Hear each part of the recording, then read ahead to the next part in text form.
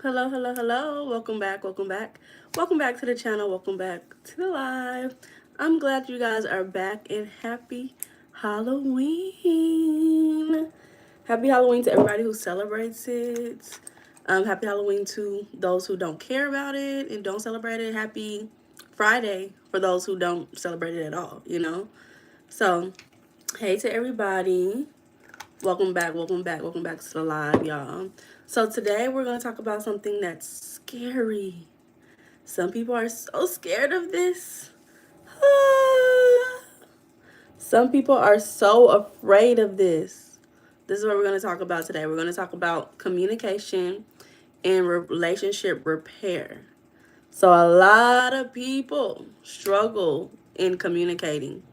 They don't really comprehend what it is. And today we're not going to go into a deep dive about exactly what communication is, but we will be talking about how it works in a relationship, the importance of it, and the little bit of information that you need to know about communication. Hey, Chris, how are you? So, yeah, we're going to talk about communication. We're going to talk about conflict in relationships, types of communication in relationships, how to repair certain conflicts in relationships. So that is our topic today. I'm super excited to talk about it, y'all, because y'all know I love talking about communication. Where's the costume? I am the costume. You don't see the earrings? I am a fairy. Yeah, I'm a fairy. She was a fairy. Yeah, she was a fairy. Yeah, this is the most of a costume that you'll be getting from me. Um, Anybody will be getting from me. So, where's your costume, Chris? Where's it at? So, yeah, y'all, remember, if you guys, I am transitioning these conversations to be directed towards men, since that is the majority of the people who come to my live are men. I believe that the majority are men seeking to be in relationships or men who want to be in happier relationships. They want a more cohesive relationship with their partner. So I am directing those conversations to that. So if you are interested in becoming a better man and being a deserving man to a wonderful, amazing woman, hit me up in the description below. I have free 15-minute consultations, and I can identify at least one limiting belief in 15 minutes, I promise you. And then you may not even have realized that it was limiting you and how to overcome it. Hey, Sir Leather.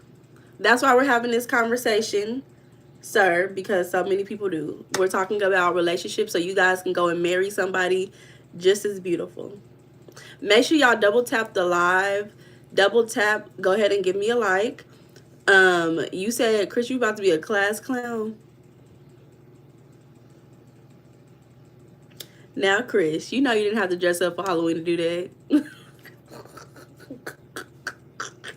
I'm joking. I'm joking. Hi, Riz.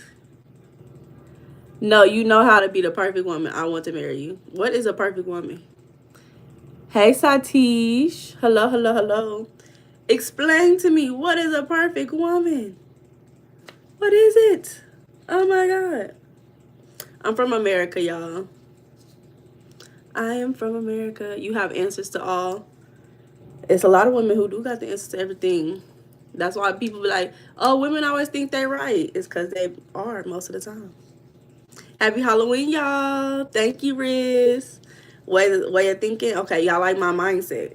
That's what I'm selling y'all is mindset. I'm trying to help y'all with the mindset so y'all can have it too. My name is Meiana, y'all. Hey, y'all. Ooh, I have to add a question or a poll. Let me see. What should I add? Hello, Vizag. So let's see. Can you communicate effectively? Ooh. Hi, Likel. Hello, hello, hello. Y'all gotta, if y'all want a woman, y'all gotta go get a nerd. Someone who has like extreme interest in something. Can you communicate effectively?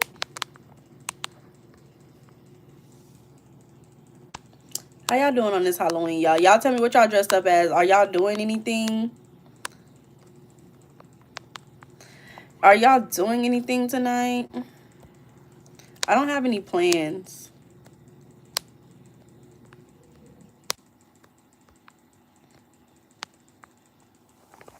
I don't have any plans tonight, y'all. I'm just in the house. Thank you, friend. Win, pretty. Okay. Hey, Jason.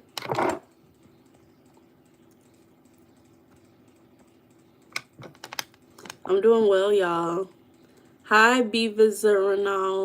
Y'all, sometimes they don't show y'all's real name, so I don't know what. I mean, it show y'all's at name, not y'all's name. Good morning. How are y'all? So, y'all, we're going to be talking about communication, specifically in marriage. We're going to be talking about conflict, what that can look like. We're going to be talking about nonverbal communication, repairing communication, regulating yourself with your partner. Okay.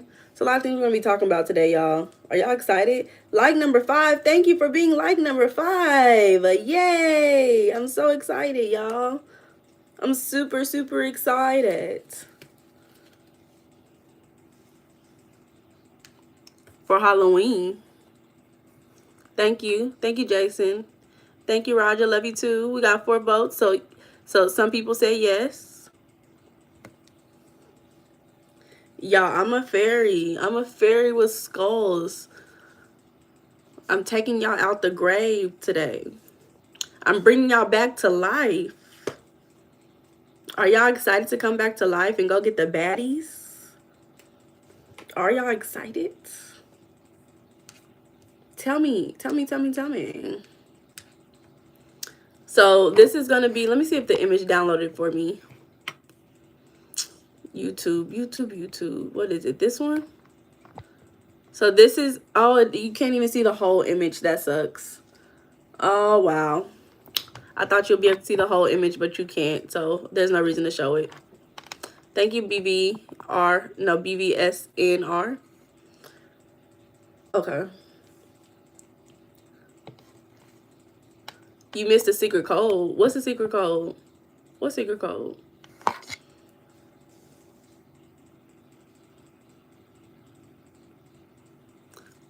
Thank you, y'all. What is the secret code, y'all? So most of the people say yes, they can communicate effectively. I think maybe only one person said I don't know. But everybody else is saying yes. I will say, you just started going live. Yeah, just now, just right now. So I will say that I can definitely communicate effectively, but not all the time. Not all the time. Thank you. Thank you, Asiki. Hello. Not all the time. I say it depends on who I'm talking to and where I am. And I didn't give that option in the poll, but I mean, if you can do it, you can do it regardless of who you are with, where you are. But for me, I definitely feel like sometimes if I'm a little bit more emotional, it's harder to communicate effectively because I don't speak in other people's language. I speak in how I see things, and then people get confused because I sometimes speak in riddles and metaphors because that's how I see it in my mind. And then people, they don't understand where I'm coming from, so then they get confused, and then we have a communication breakdown. Thank you, Jason. Secret codes to get a baddie. Chris, I've been talking about it. I've been telling you guys. We've been having conversations. You get the foundation. We talked about the foundation of a relationship, protecting your relationship, going through the right hierarchy when you in need of relationship. We talked about the original meaning of being a husband and wife, why people used to get married. We talking about it. We building up on it one step at a time. I can't give you everything at the same time. You gotta, it's like, babies, they learn sounds first. They learn that they are real. Like they start feeling, they start walking, they sing their ABCs. Then they say ABC. Then they make their words out of ABCs. Then they make sentences. Then they start reading paragraphs. Then they reading books. I can't give it to you all at once. I gotta give it to you one step at a time, and you're going to get there. And you're going to be able to write full college lectures by the end of this conversation. I promise you. Are you ready? You may not want to do a full college lecture, but you're going to be on it. You're going to be on it, y'all. So, oh, we're at the 10-minute mark. So we're going to go ahead and get the conversation started. So, number one, the reason why we're having this conversation is because so many men want to be in relationships. And that is perfectly fine. The problem is when you as you individually by yourself are not fully confident in who you are, where you're going, and what you want for yourself, then it's difficult for you to get in a relationship with somebody else and be you and be happy in that relationship. So when we talk about this, it sets the tone for how you may be navigating your own personal relationships, whether that is with the women that you date, the woman that you marry, or even in your familial or friendship relationships. These things are going to be important in all areas of your life, but we're specifically talking about women. We want you to get with beautiful women, okay? I want you to treat beautiful women well. I want you to have everything you need so that you can keep a baddie. Manage, maintain, and prosper with the baddie. So the first thing that y'all need to know, and mind you, this is more in regards to marriage because I want y'all to be married. Hey, godson. And am I married?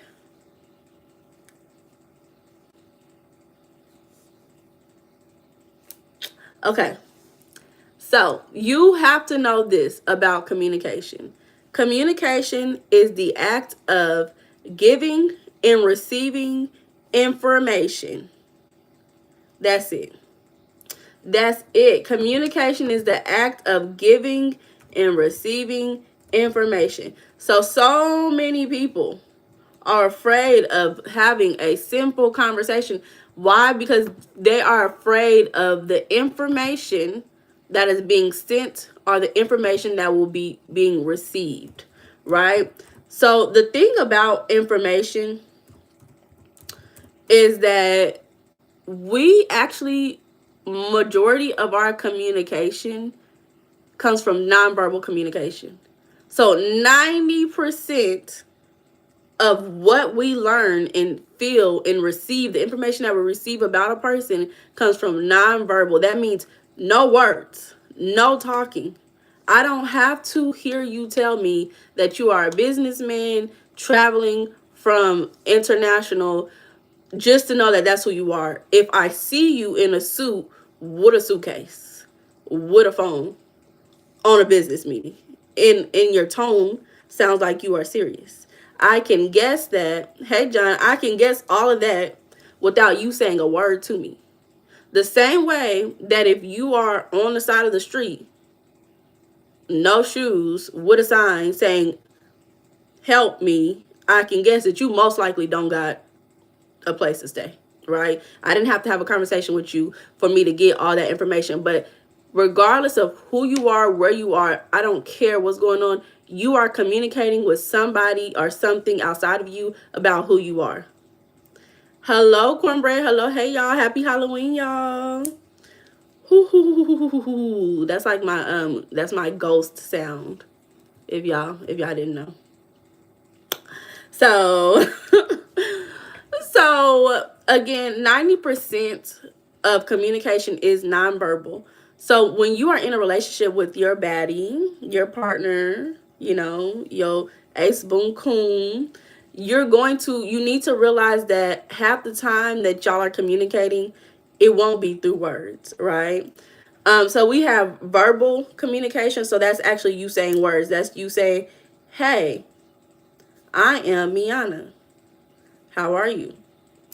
You have nonverbal, which is going to be your tone, is going to be facial expressions, is going to be the way you look, is going to be your energy in general, is going to be your body position. You know that somebody's in a rush if they're sitting on the edge of their seat looking at the clock, versus you know that somebody is not probably rushing if they're leaning back relaxed, right? You get all this information through nonverbal communication. Even your gestures. When somebody's pointing at something, let's say you're in a store, you're asking the clerk person for help and you point at exactly what you need. You didn't have to say, I need exactly this, and this. You could point at it and they know exactly what you need. So that's a lot that goes into nonverbal, but you're human and you already know how to do it. You've been doing it. unless, and I'm being so serious because this is the people who I work with every day. Unless you're on the spectrum or you have some type of disability, it may be harder for you to catch nonverbal communication and for you to engage in social acts in that way, communicate socially. It may be a little bit more difficult for you to do this. But majority of people who are not on the spectrum, they normally are able to catch nonverbal cues. Where do you work? I am a speech teacher, y'all. Hey, Rico. Hey, Sun. Hey, Mr. Hamburger. How y'all doing on this Halloween? Because I'm going to let one of my daughters get it for me. Okay, friend. It's in the description below. So it's in the description. It's on Amazon. Even if you cannot find, if you're having a difficulty clicking on the description, it's like should be like 3 dots. If you're having difficulty, just go to Amazon and look up UR program or look up Meiana. You'll find it. Hey, Damien, welcome back. Welcome back. Your mom's a special ed teacher. Oh, we love special ed teachers. They be doing a damn thing, y'all. If y'all ever, you know they always do teacher celebrations. Y'all ever need to celebrate a teacher, go celebrate a special ed teacher. They be getting beat up in the classroom, and I'm not even playing. They be getting beat up in the classroom depending on what type of students they work with. I literally just got scratched, and a little girl just spit at me the other day. And girl, I almost wanted to ball her lips up. I said, oh my God. The patience you have to have. But that's not the conversation for today. So, and then also, like, this is still nonverbal, but intuitively, humans are very intuitive, whether they realize it or not. We catch energy. Somebody can come in there and be like, oh, I'm having a wonderful day. And you just be like, they sad. Bless me. Sorry, y'all. So research definitely shows, and this is older research, that tone and body language predicts marital outcomes more accurately than words alone. So who gives a fuck about the words y'all saying? What is your consistent body language towards your partner? Even like you can tell people who are uncomfortable. You ever been on a date with a woman and you like, this woman is uncomfortable around me. Why is she with me? She not even facing towards you. She not leaning into you, right? Like it says a lot, and you feel that. You feel it a lot of times before anything. So that is one thing that you want to pay attention to majority of the time when you are in partnership, and you want to make this something that is natural for you to pay attention to these things, the nonverbal cues especially. Pay attention to that first before you listen to exactly what is being said, and acknowledge the nonverbal cues to your partner. Let your partner know, say, hey, your body looks uncomfortable. Are you okay? Then they can explain to you whether they're telling the truth or lying. You know, you never know. But they can explain to you beyond that. But don't ever just solely rely on what someone is telling you. Do they have bags under their eyes? Do they look tired? Have they been dressing differently? You know, even with men, when you are in a partnership with the man, is your man dressing differently? Is your man wanting to do the same things that he's always wanted to do? So pay attention to those things. I wish I could show y'all the picture, but the picture is too big and I didn't crop it before getting on live, so I can't do it. So when you are listening and communicating with your partner, you want to make sure that you are validating them, right? Because what validation does in marriages is it gives your marriage a foundation, and it gives it it solidifies it, right? Everybody is seeking validation. I promise you, there's not one person in this world who is not seeking some form of validation in some way. That doesn't mean that they're directly seeking it from people. Some people are seeking validation from God. Some people are seeking validation from their children. Some people are seeking validation from themselves. Validation is being sought, and that's a lot of people's problems in relationships. And that's why a lot of people go mentally insane about these relationships, because in some way these relationships are validating them, whether they're healthy or unhealthy, and then they just want to keep staying in that because that's where they're getting like an emotional supply. It's like an addiction, whether that is their ego is being boosted. This person is making them feel like they got more money. This person is making them feel like they're a better person, they stronger. I don't know.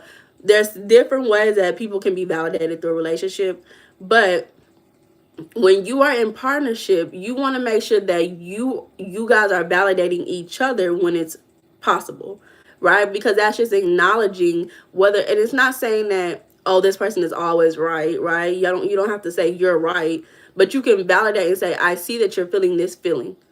I feel that you are not comfortable. I feel that you are becoming more excited, right? Just acknowledging things is a form of validation. And y'all ever been around somebody who ain't never been acknowledged or celebrated, right? Somebody who's super intelligent, they always getting straight A's, but then they don't get acknowledged or celebrated. It feels so unnatural to be validated in that way. You start validating them, they be like, oh my God, who cares? That's just normal. But it's like, no, you're going above and beyond. Hey, Rodrigo. But they're bilingual energy legend. Exactly, godson. Now, I don't know. I ain't never had nobody do that to me. Well, I feel like they hated me, but they saying, you know what? No, I never had that. I never had that. But that's interesting. If somebody did that to me, I'll feel definitely uncomfortable. Like, oh my God, are you about to murder me? That's how I would feel. So when one partner feels hurt, the nervous system feels relaxed. Remember, when you are in partnership, we want our partnerships to be in rhythm, to be in tune with each other, to be on the same wavelength. We don't want our partnerships to be like this, right? We want our partnerships to be like this, right? I'm not saying you have to be the same all the time. Really, Rodrigo. That's why we having this conversation, Rodrigo. So y'all can get married. You uncomfortable with compliments? So your partner got to find another way to validate you. So, hey, Yaiki, I don't know how to pronounce your name. Y-friend. So you want to make sure your partner feels heard. That's how you validate them. You know, just acknowledging what you're seeing, especially nonverbal cues. Acknowledging, oh, you look like you're rushing right now. What can I do to help you? What can I do to support you while you're rushing? You know, what can I do to support you while you're feeling happy already? You know, do you need time alone? Do you want me to come with you? You know, we want to make sure that our nervous systems are in sync with our partners. And it makes it easier to compromise with your partners when y'all are in sync, when y'all are in the same rhythm, when you dancing to the same music. You know, you dance to the same music, you know that y'all gonna make the same steps, y'all gonna be doing the same dance. You're not gonna be listening to the cha-cha slide trying to do the salsa.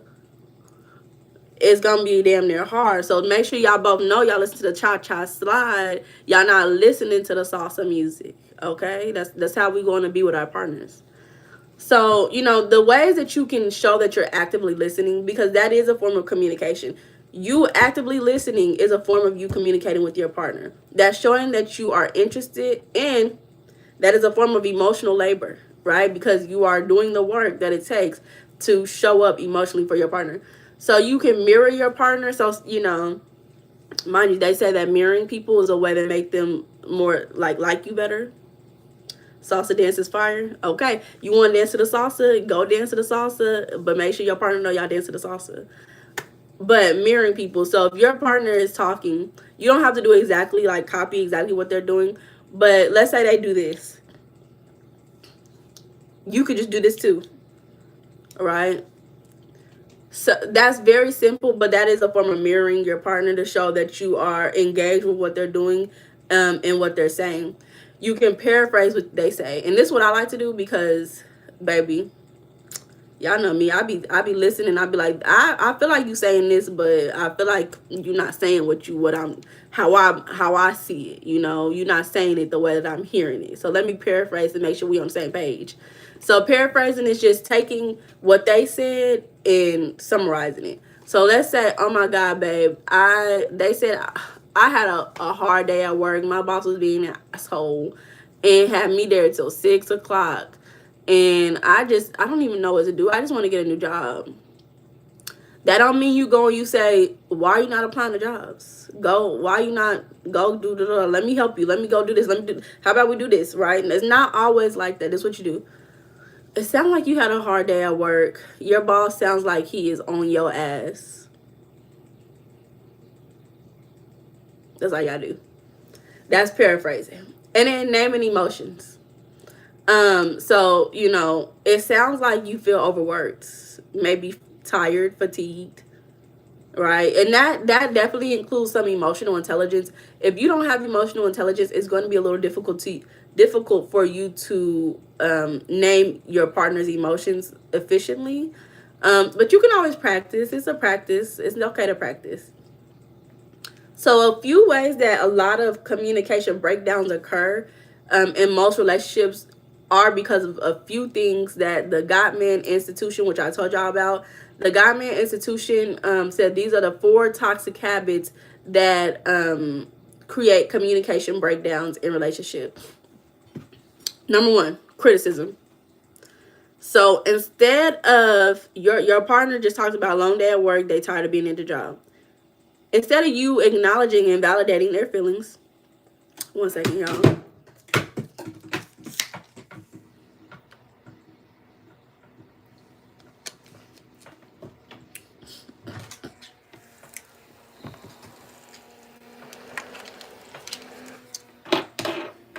Okay. So instead of validating them, acknowledging how they feel, you say, you always complain about work. You always coming home complaining about work. Why are you always doing that? That's gonna be the first. Then guess what? Your partner gonna stop talking to you about work. Then guess who they gonna talk to about work? They work husband. They work wife. Then guess who I'm talking to? Not you, because you keep criticizing me on how I feel. Hey, Derby Nice, welcome back. Welcome back to the live. The second one, contempt. So that means somebody's being sarcastic. Are they have eye rolls? Are they being disrespectful when you're communicating with them? And it's like that's nonverbal. You rolling your eyes when I'm talking to you about how I feel is nonverbal communication showing me that you don't care. And I was watching some videos because I was trying to get a little bit of research on why people be having not gossip said I miss having a work wife. Now gossip. So what was I saying? I don't know what I was saying. So yeah, contempt, so sarcasm, eye roll, or disrespect. Remember, 90% of the information that we receive about a person comes from nonverbal communication. So if your partner is rolling their eyes, or you're rolling your eyes at your partner when they're talking, it's showing that you don't care about what they're saying. And by you saying that you don't care about what they're saying, that in a way can feel like you don't care about them. You don't care about their feelings, what they're going through, how they're processing things. And yeah, it is crazy that you do have to probably have a conversation or hear the same conversation about 8 times before somebody gets over it when you're in a partnership. Now, if you only know friends, I don't know, it's a different thing with friends and people who you're not in partnerships with. But with people who you are living life together, you have to be empathetic and realize that even I sometimes have to say things 8 million times before I get over it myself. So let me be a soundboard to my partner and allow them to process this with me. So another thing is defensiveness. So denying responsibility, being defensive in general. So let's say that your partner has a job, stressed out. The other partner doesn't have a job, but the way that y'all want y'all's relationship to be, y'all want 2 incomes. So your partner comes home and they start complaining about how long their day was and they roll their eyes. And then you take that as you talk shit about me because I ain't got no job. How'd that happen? Communication breakdown. It happens. It happens sometimes. Now you get defensive. You get defensive because now you feel like they talking about you not having a job because they complain about their job. It happens. I'm telling you. Another way that communication breakdown occurs is stonewalling. So that is you taking away your emotions in a relationship or shutting down in general. Stonewalling can happen for a few reasons. Some people do it as a form of punishment. Some people do it because they lack emotional intelligence and they don't know how to communicate their emotions. And so it's like a fear and anxiety that comes up that makes them shut down. Is that okay? No. Does it happen? Yes. So if you see any of those four behaviors, criticism, contempt, defensiveness, or stonewalling in a relationship, hey, Lucifer, you know that most likely that relationship is not going to last. And honestly, me personally, I've been around relationships, different relationships, where there was one particular one where anytime I'm around this couple, they're arguing, they are not validating each other, talking over each other, having different conversations, not acknowledge. Like, I'm like, how are y'all still together? Happy Halloween, validity. Hello, hello. So they still together though.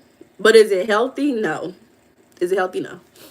So we want to make sure that we are trying to stay away from criticizing our partners, being having any of those negative emotions. And I will say that if you come from a background where you receive that yourself, you will have to do a lot of very self-aware and do a lot of like thinking about what you're doing and how you're coming off to people if that's the type of background you come from.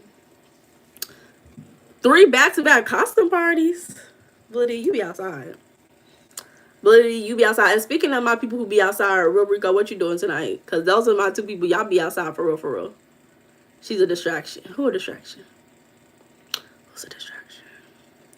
3 back-to-back costume parties is crazy.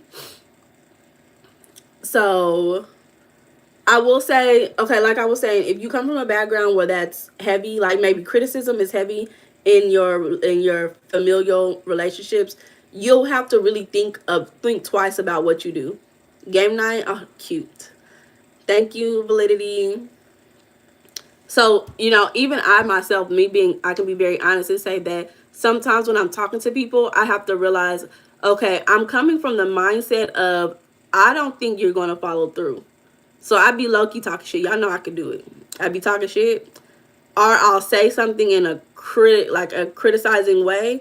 Now I'm moving past this. I'm getting better at this. I'm not doing this as much. But now I say, you know what? There's 2 possibilities. This person has not shown me that they don't follow through. This person has not shown me this. I'm not going to judge a book by a cover. I'm going to allow them to show me who they are before I criticize them or before I make any negative remarks about their capabilities. And oftentimes when you see somebody in a certain light, if that person is not a bum, they typically live up to how you perceive them. Dermonites, y'all are hoots. Let me show y'all the earrings. This is why told y'all I'm dressed up for Halloween. Yes, in it, Lucifer. 8 to 10, 8 to 1, 1 to 4. You outside, Fred. You outside. You know what I did today? I got a massage. Yes, that's what I did today. I got a full body massage, y'all. It was fantastic. I was in there halfway asleep. So, you know what I'm gonna do tonight? Go to bed. Yep. So, we want to acknowledge that it's okay to disagree with people. Like, you should not ever be 100% agreeing with anybody all the time, every time. No party? No, not really. I just don't really have anybody to go out with, not tonight. That's your favorite holiday? I don't have a favorite holiday. I'm not really big on holidays, y'all. I don't know. Hey, Jared. So, conflict is okay. Disagreeing is okay. Fighting is okay. As long as it's not physical fighting. Thank you, friend. It's okay. Hey, Killer B. You enjoy the vibes? Period. If I lived in the house, I'd be giving out candy. But I don't. Hey, Lucifer again. So, healthy couples definitely fight. It's okay. But they don't fight in a way that kind of disengages the whole relationship. They fight in a more productive way. When you are in conflict with somebody, you need to clarify what's actually going on. No, it's not that I don't like the fact that you are wearing a dress tonight. I don't like the fact that the dress makes me feel like other men are going to be looking at you, and it intimidates me to have so many men looking at you all the time. And on top of that, I feel like the type of woman who I thought I was going to be with would be a woman who dressed full body, head to toe, not even an ankle showing. So communication definitely allowed you to express the boundaries that you have in a relationship. It allowed you to communicate the idea that you have for your relationship, the image, the full image that you have for your relationship. So when you do things like avoiding conflict, um, it builds resentment, being silent when there's issues in your relationship.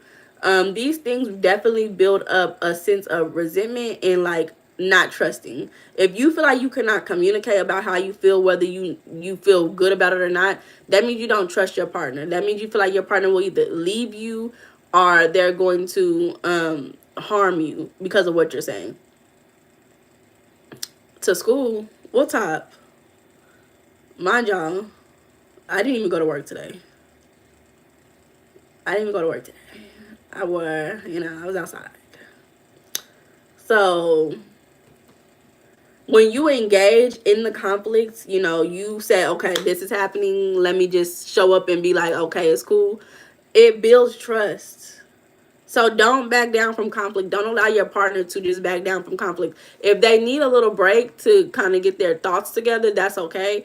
But make sure that y'all come back to communicate about it, because if you don't communicate about it now, it will just build up, build up, build up, build up, build up.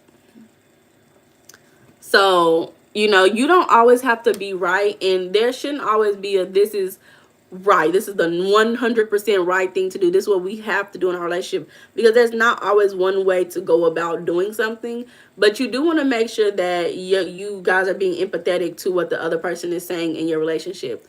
So, your partner is saying, when I was younger, I used to get chased by dogs and a dog almost bit me. I'm scared of dogs. But you saying, I want a dog.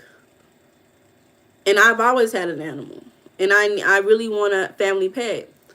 And now this person got fear.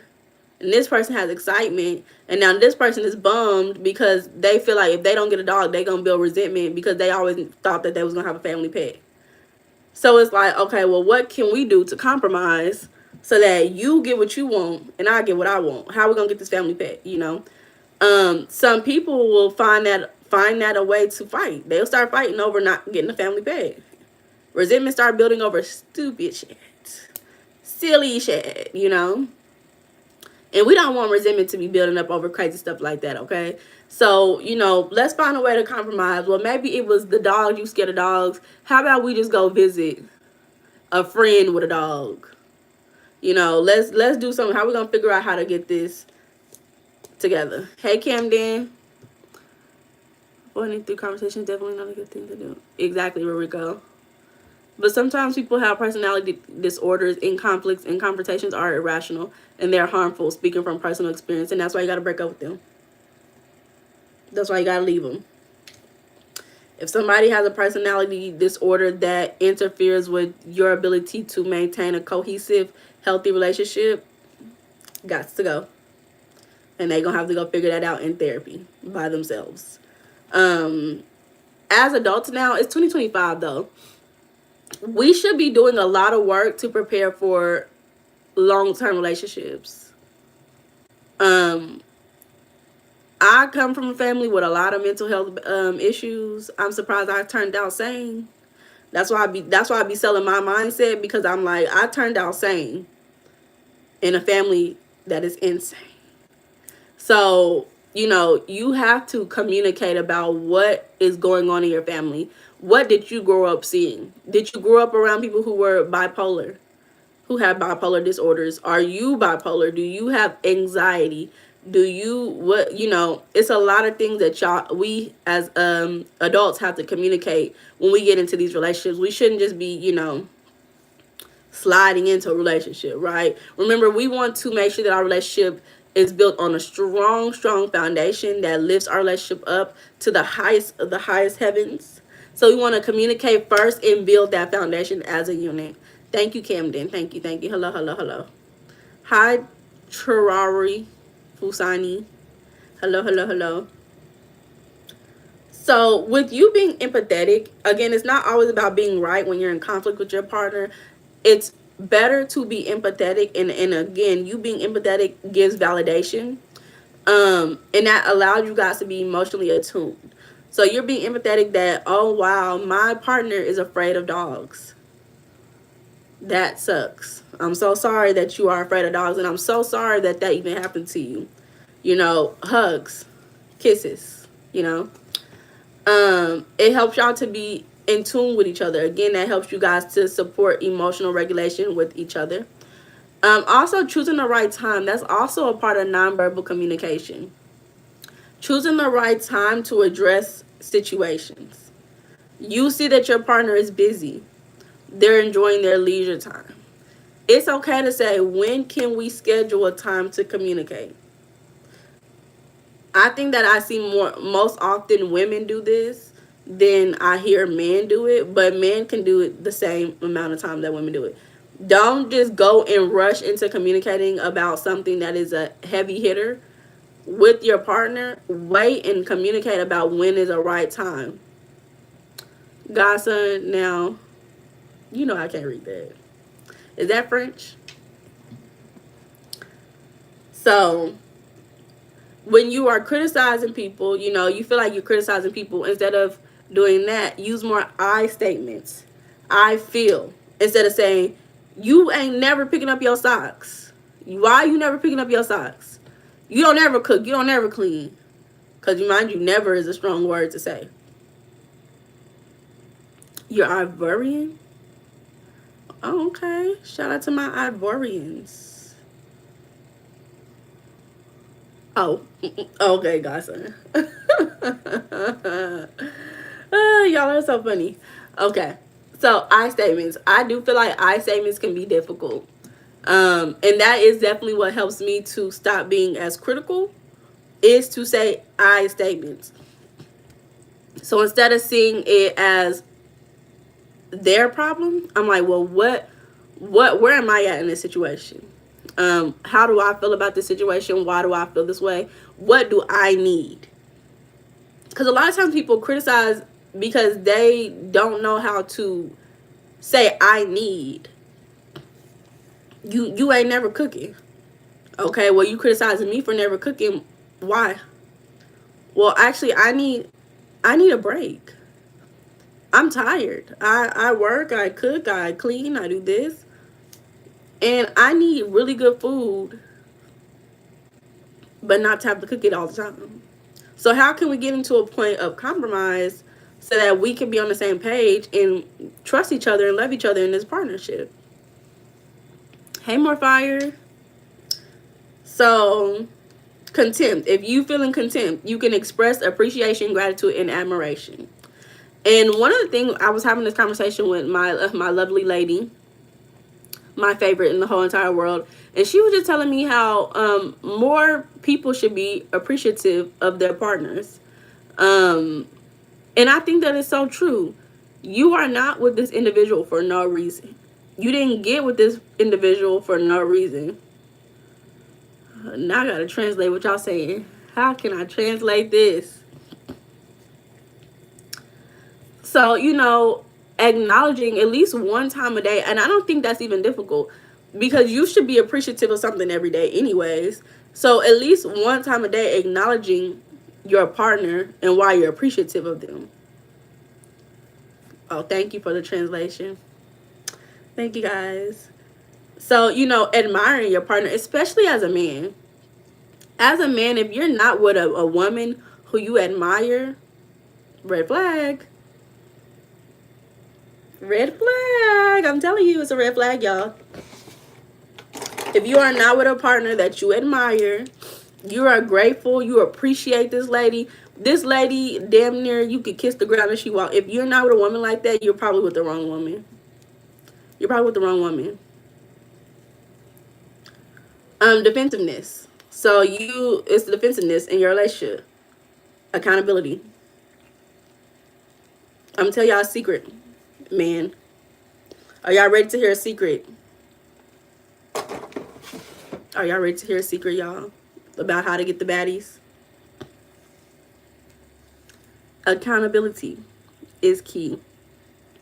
A man who is accountable is a trustworthy man. A man who's accountable will get all the baddies. Acknowledge who you are, where you go wrong in your own life, and be your lead through accountability. Did you say no, Lucifer? Lucifer? We working with you, friend. We working with you. So I'm not saying that you have to accept other people's faults. If, let's say, y'all in a disagreement, both of y'all do wrong, and maybe your wrong is a different level of wrong than your partner. Maybe your partner shuts down and stonewalls you, but then you in return get defensive. You have to say, you know what, because I am in partnership with this person, together we make a whole unit. Sometimes I will have to be accountable and say, being defensive and shutting down is not okay, and it's not healthy for our relationship. How about we take some time, because this is not who I want to be, and you take some time, and then we can come back together later. Okay, Devernays. That's all I want for y'all. Yes. That's all I want for all of us.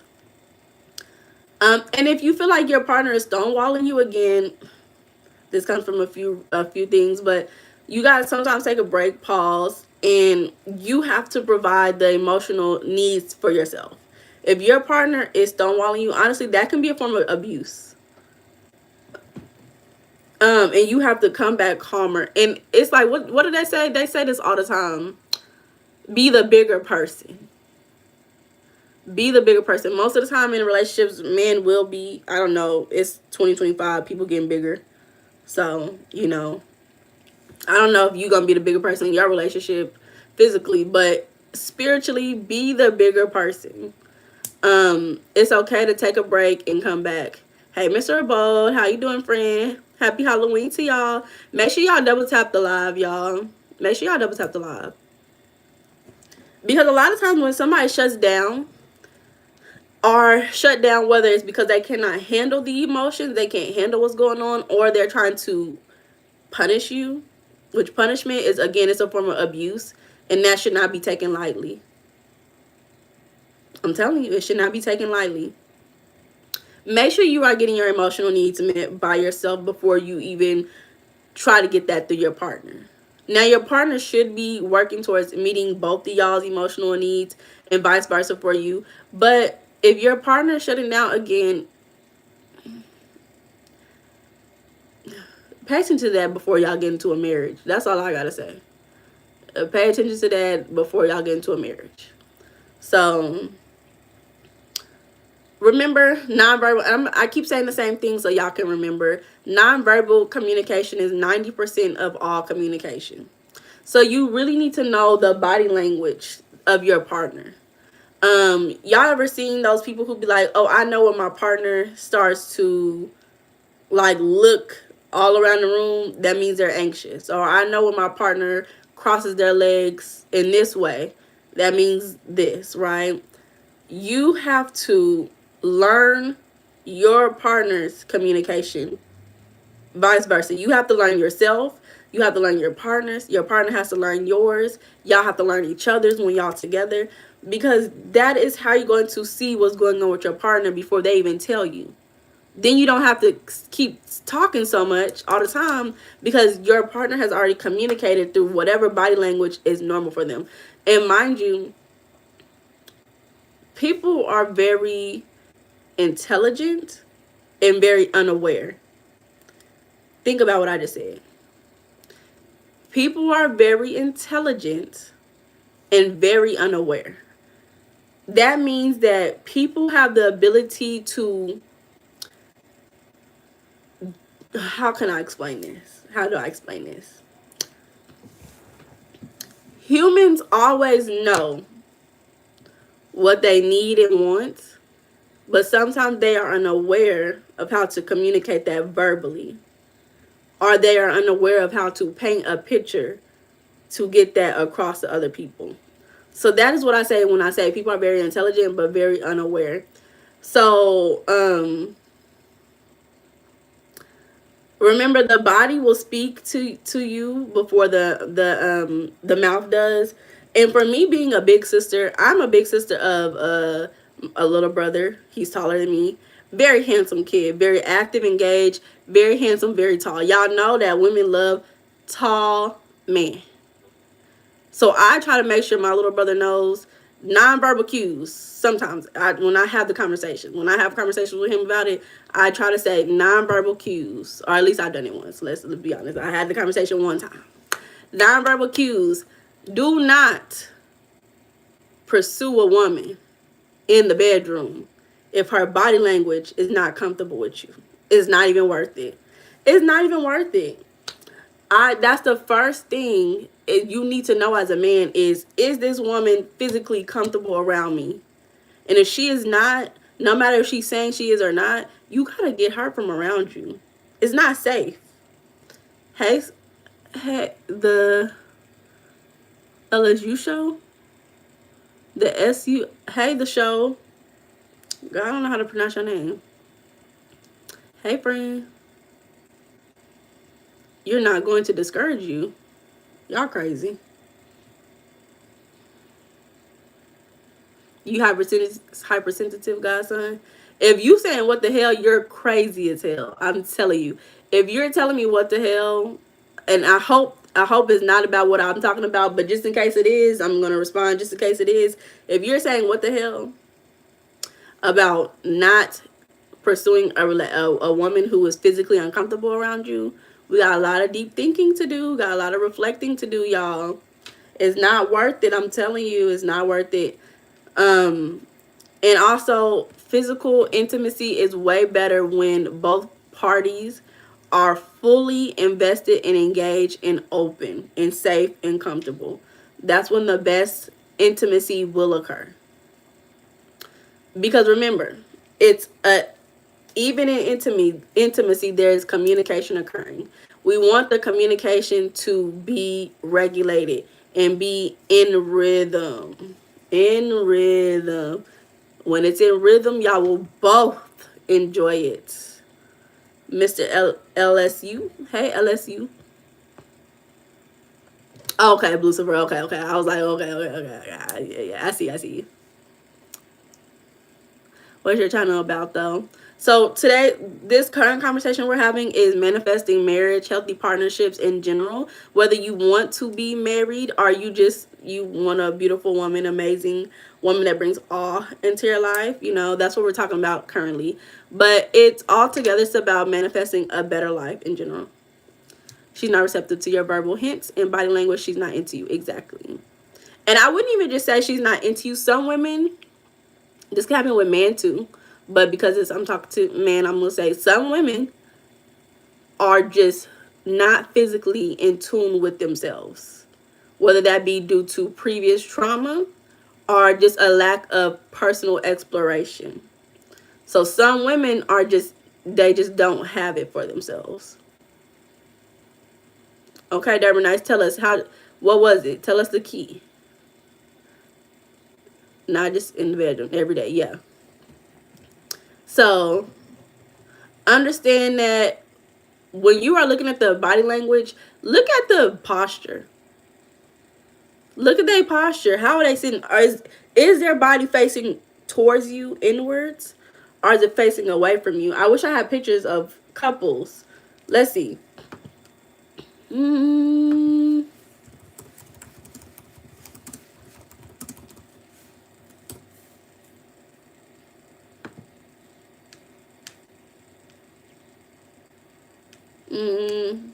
No, these are not everyday couples. Let me see. Celebrity couples.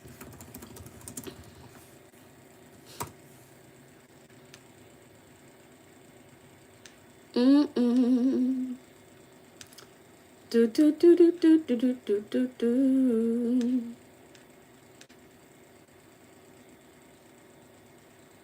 Y'all heard the green line test? Okay, here's a cute little picture.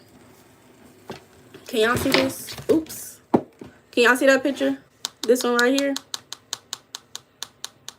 So you see how their head is faced towards inward? Their body language is receptive towards each other and engaged with each other. Exactly, guys. Y'all know I'm the communication teacher. I'm the speech teacher. This is my life. I love talking about it. Um, this is an interesting picture. Now we can't always judge 100% off of a picture, but a picture says 1,000 words. Y'all see why they always say that? Have y'all ever heard of that quote? A picture says 1,000 words. It's because nonverbal cues tells you more than verbal. You see this picture? When I see this picture, I see this man stepping forward and out. It seems like he's more engaged with whatever's in front of him than this lady. This lady as well, she has a very strong, confident posture. She's standing on her own. I would say if I was to look at her, she would probably be more independent. And I was to look at him, he gives me more of worried about other people than who he's with. Again, that's just a couple of pictures. Let's see. Here, let's look at another one. Let's see. What's another picture we're gonna do?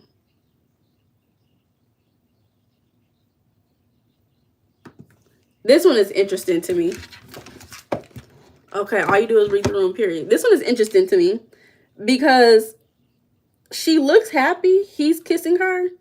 But something about this tells me she's kind of pulling away. I don't know if y'all can see it like I see it. Her face is kind of like, but like it's kind of pulled away in a sense. Her face kind of scrunched up and pulled away. Do y'all see it?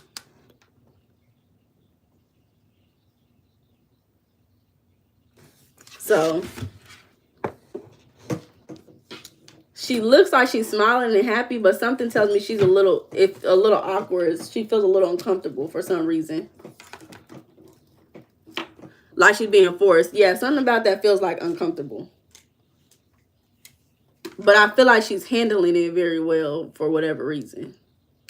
So you get a lot of information from a couple of pictures. Yeah, don't she look like she want to turn the other way? I thought that they was getting married too, which is interesting.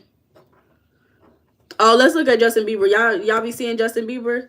Now, honestly, this picture looks very, very normal. This is a very normal picture. He's holding on to her. He's kind of leaned into her. She's standing straight. But if you see any other video with Justin Bieber and his wife, he always like leaving her. Why am I glowing like this? Maybe because I'm hot. That's why I got this fan. It's hot in here. I need to turn the AC on. So this is a very interesting picture. So we're not gonna go through any more pictures, but I'm surprised that this picture looks like they're a little bit more engaged. Not like with each other, but in general. I don't know. They look very comfortable. So yeah, you want to make sure you're looking at body language, facial tension. So we saw Selena, her face kind of looked like for some reason. Breathing, that's a nonverbal cue that a lot of people don't even catch. How is this person breathing? Are they actually breathing? That's one thing when I was younger I had to pay attention to during physical intimacy is, am I actually breathing or am I holding my breath? Because that also shows the act of how comfortable are you. Are you able to actually breathe peacefully, or are you holding your breath, or are you having an inconsistent breathing pattern? Is your shoulders tense, right? And just all physical signs of, are they open or are they defensive? So when you learn to identify the nonverbal cues of your partner, you can kind of decrease the amount of arguing and like problems. Now, I will say if your partner is not aware, and they're defensive, that can decrease the ability to do that, because I've definitely been around people and I'm like, your tone seems like you're angry. Why are you angry? And I mean, that's me being criticizing without saying I feel, but they'll be like, I'm not angry. And then they start arguing. We start arguing. It's like, girl. Or like you point out, well, you seem like this because of this. And they're like, no. You want to be careful not to deal with people who lack awareness, self-awareness, unless you really just have to. Because sometimes you'll be right on the ball and they will lie to you because they're lying to themselves. So yeah, you can definitely decrease arguing if you notice in the body language prior to, and if you validate around that. Women tend to glow after what? I don't know. I told you I'm hot. That's why I got my fan. Okay, so culturally, we talk about cultures in here. Culturally, in collectivist cultures, so that's like India, Middle Eastern cultures, indirect communication, that means you're not saying things directly to them. Our silence can mean respect, not just withdrawal. So you do have to notice that sometimes some of this nonverbal cues mean something differently to different people. So if you're in a partnership, an interracial or intercultural relationship, sometimes what you see as like negative nonverbal cues will mean something completely different. So that again leads to you having to have a conversation. Lucifer, what are you talking about, friend? You on a different page. In intercultural or interracial relationships, you have to communicate a lot more because there's going to be a lot of differences in your relationships. So pay attention to nonverbal cues, but make sure y'all communicate. What does that mean for you? If you roll your eyes and ask the question 5 times, because if you get the same answer 3 times within that 5 times, that's the meaning of what it means. You know, sometimes they may not know the first time you had that conversation. So communicate about what these nonverbal cues mean so that y'all are on the same page. And in individualistic cultures like America, direct expression is valued. Misunderstanding across the norms can cause unnecessary conflict. I'm a very much more direct individual, and it pisses me off to be around people who are not direct, because they take my directness as intimidation or conflict, and I'm like, babe, I just need to know what's up. So, understanding your partner's communication culture deepens compassion and prevents any projection. So you don't want to project, they're talking to me with their back turned, so that means they don't want to engage in this conversation. Well, maybe that's a cultural thing. Maybe that's a cultural thing where their culture feels more comfortable communicating with their back turned, and y'all have to be on the same page. Thank you, godson. And straightforward. Yes, Rico. So we gotta talk about okay, period. Shout out to your mama. We gotta talk about repairing. We're going to have conflict. We're going to have disagreements. We're going to have times where things are a little bit more emotional. Hi, Joey. And people are not thinking logically, and people stop caring, and people become selfish and more egotistical. And we're going to have those highs and lows where sometimes empathy is out the window, and it just happens. Okay, it happens. So we have to realize, how do we repair this? Period, Rico. Don't beat around the bush with me, because baby, I'm going to burn it. So make sure you apologize. And y'all remember I had a conversation with my grandmother, and I asked her what's one thing that people who are wanting to be married need to know is forgiveness. She said forgiveness is what you'll have to learn. When you are married to another individual, you will have to forgive them, and you will have to forgive yourself a lot. So a real apology includes acknowledgement. So when you acknowledge something, that means there's a sense of accountability. That doesn't mean that, you are saying you are the reason why it happened, but acknowledging something that's occurring. It shows responsibility, it shows empathy, and it shows that you have a desire to shift and change. So make sure that when you are apologizing, it's not no, well, I'm sorry it happened. I'm sorry for you. No, I am sorry that right now we are arguing about my back being turned when I was communicating with you about a serious situation. In my eyes, it's something that I'm used to. My family did it. It's cultural. So I didn't see it as an issue. I see that it may be an issue for you.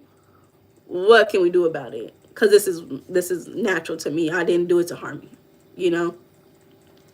So, that's not me saying, hey, I'm wrong, but I am acknowledging and taking accountability for what is occurring in my behavior. And although it wasn't my intention to make that person feel bad, I'm just going to say, what can we do? Thank you, Lucifer. I'm older than you, Lucifer. I don't know why you playing. So when you forgive, ego death. Okay, John, period. So when you forgive, it's a process of reconnecting, because what happened is you spiritually separated for whatever reason, right? Because of whatever conflict, it put tension and separated you two. And separated y'all's rhythm. Y'all was going like this. This is my in rhythm, right? Y'all, this is my in rhythm. And now y'all going like this. Now y'all not in rhythm no more, right? So when you forgive and forgive with the intentions to move on, Lucifer, I'm 46. I don't know why you keep playing with me. I'm 46. You forgive with the intentions to move on and grow from it. Now y'all get back into sync. Now y'all reconnect. Right? It doesn't erase what happened. It just acknowledges that that's what's going on.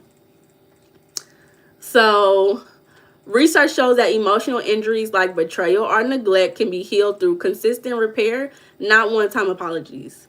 So, you did something, you betrayed your partner, which those are serious. Betrayal or neglect is serious. Serious. And that could be as betrayal or neglect could be as small as we were walking at a business. We were at your business event, and somebody bumped into me, and you told them it's okay, you're fine, and you didn't acknowledge that they bumped into me and that they harmed me. That's betrayal and neglect, because you're supposed to protect me, you're supposed to prioritize me, and now you're showing me that these people at this job is more important than our relationship. It's so simple. It happens so easily. So, that is a form of betraying and neglecting your partner. So you have to show up and say, you know what? I didn't even see it. I didn't even realize that that's what happened. And it's going to take consistent repair to move on from situations like that, because situations like that grow into something bigger. I once saw this, actually I saw this in real life. I was out somewhere, and this man, y'all, let me drink some water before I tell y'all this story. Y'all, it was so crazy. I'm gonna tell y'all a couple of stories. So I was out somewhere, and this man was in an elevator with a woman. They looked like they were dating. They were together, dating, whatever. The elevator opened. I can't remember what happened. The elevator was about to close or something. The man got out of the elevator to try to open the elevator or something. He basically left the woman. The elevator closed and left, because he was so worried about trying to help me and the people who I was with. He left her in the elevator. Oh, baby, that would have been the last time he would have saw me if I was her. Who knows? She might have took it differently, but me personally, I'm like, He literally left her in the elevator. The elevator closed because he was so worried about helping me and who I was with. I said, oh. And then have y'all seen them videos on TikTok? They may be on like Instagram and YouTube too, but I be seeing them on TikTok. And it's this guy, he'll go up to couples in the stores, and he'll like hold the couple's hand, or not the couple, but he'll hold like the woman's hand. He'll be like, "Hey, can I get your number?" And then you'll see the different men and how they react. There are a few men that you'll see. One of them, he came up there, he held the girl's hand. You seen the videos, Rico? Okay. He held the woman's hand, and the guy just stood there staring. And then he tried to turn it back on the woman, like, "Well, he holding your hand. What you gonna do?" And it's like, this random stranger just came up here and touched me. And you gonna allow this man to just touch me like that and come like that? She said, "What are you doing? Why are you not doing anything?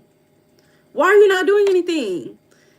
And I'm pretty sure they broke up after that. Because now I feel like you can't protect me. Right? So little things like that breaks the trust. Look at y'all guessing in the chat. Look at y'all guessing in the chat. Hey, y'all. Happy Halloween. Make sure y'all like the video, y'all. So you do have to apologize for stuff like that. And you have to take accountability. I'm not saying you, but, you know, that man should definitely take accountability for leaving that woman in the elevator. So, So it sometimes those things can be, you know, repaired, but it's not a one-time "I apologize." You have to show consistent change and consistently shift your behavior. And the goal is to rebuild safety when you do have those breakdowns in relationships, not to erase what happened. So we're not saying that I'm never going to acknowledge the fact that you left me in the elevator, but maybe we have to do something. Maybe we need to break up. Stuff like that, you got to break up with them. Because I feel like you betraying and leaving your partner occurs prior to you committing to that person. That means your partner has had to show you many times before that they're going to prioritize other people before you. They playing Bigo. Thank you guys, son. Y'all funny.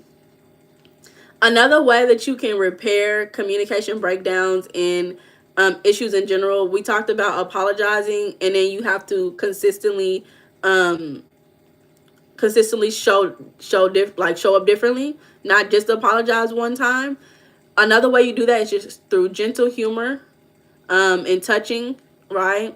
You know, give time to reflect and repair on its own. But gentle humor reduces tension and increases oxytocin. So those are the bonding hormones. That's what allows people to bond. And it supports your relationship in general. Also, physical touch. So a hand, touching the arm, it can trigger calm and reconnection. So if you are having communication breakdowns, make sure you guys are physically engaged with each other. Make sure you guys are co-regulating. I would say also, I don't think enough people talk about this, but breathing together. You know, make sure y'all are getting y'all's nervous system aligned through breath work is going to be very important. Tell us about me. Tell y'all about me. You got to ask me a question. You got a Glocky. What are y'all talking about? I said 64309. There's no problem. You safe. Oh, you 309. Oh, boy. 64309 is crazy. You must be a football player. Y'all are so funny. Keep that Glock. Keep it cocked. So those are a few ways that you can definitely have communication repair. Hey, Casey. Welcome back, friend. So shine bright, beautiful lady, and remember your worth is priceless, period. Thank you, Casey. Where you been? Where you been, Casey? So, you know, when people are in conflict, you're fighting, oh no, your body actually communicates about the conflict to itself. So, not verbal. Where's Shine at? We gotta see Shine. Okay. So during conflict, your heart rate increases, cortisol increases, stress increases. Your body is perceiving a threat. It's in war. It's in war when you're in conflict, even with your partner. So couples who can pause to breathe before reacting have 70% higher resolution success rates. So that was an article done by Gottman in 1983. So that was a long time ago that this has been done. So 70% higher resolution if you take time to breathe before engaging in arguments. To your vertebrae. Oh my God. I'm glad that you're feeling better, friend. I'm glad you're doing better. So spouses can regulate each other's stress response through tone, eye contact, and gentle touch. Remember, that's nonverbal. That's tone is a little. It's not verbal in the sense of words. Is tone nonverbal? Sorry, I'm trying to think. It's not verbal in the sense of words, but it is. It is kind of nonverbal.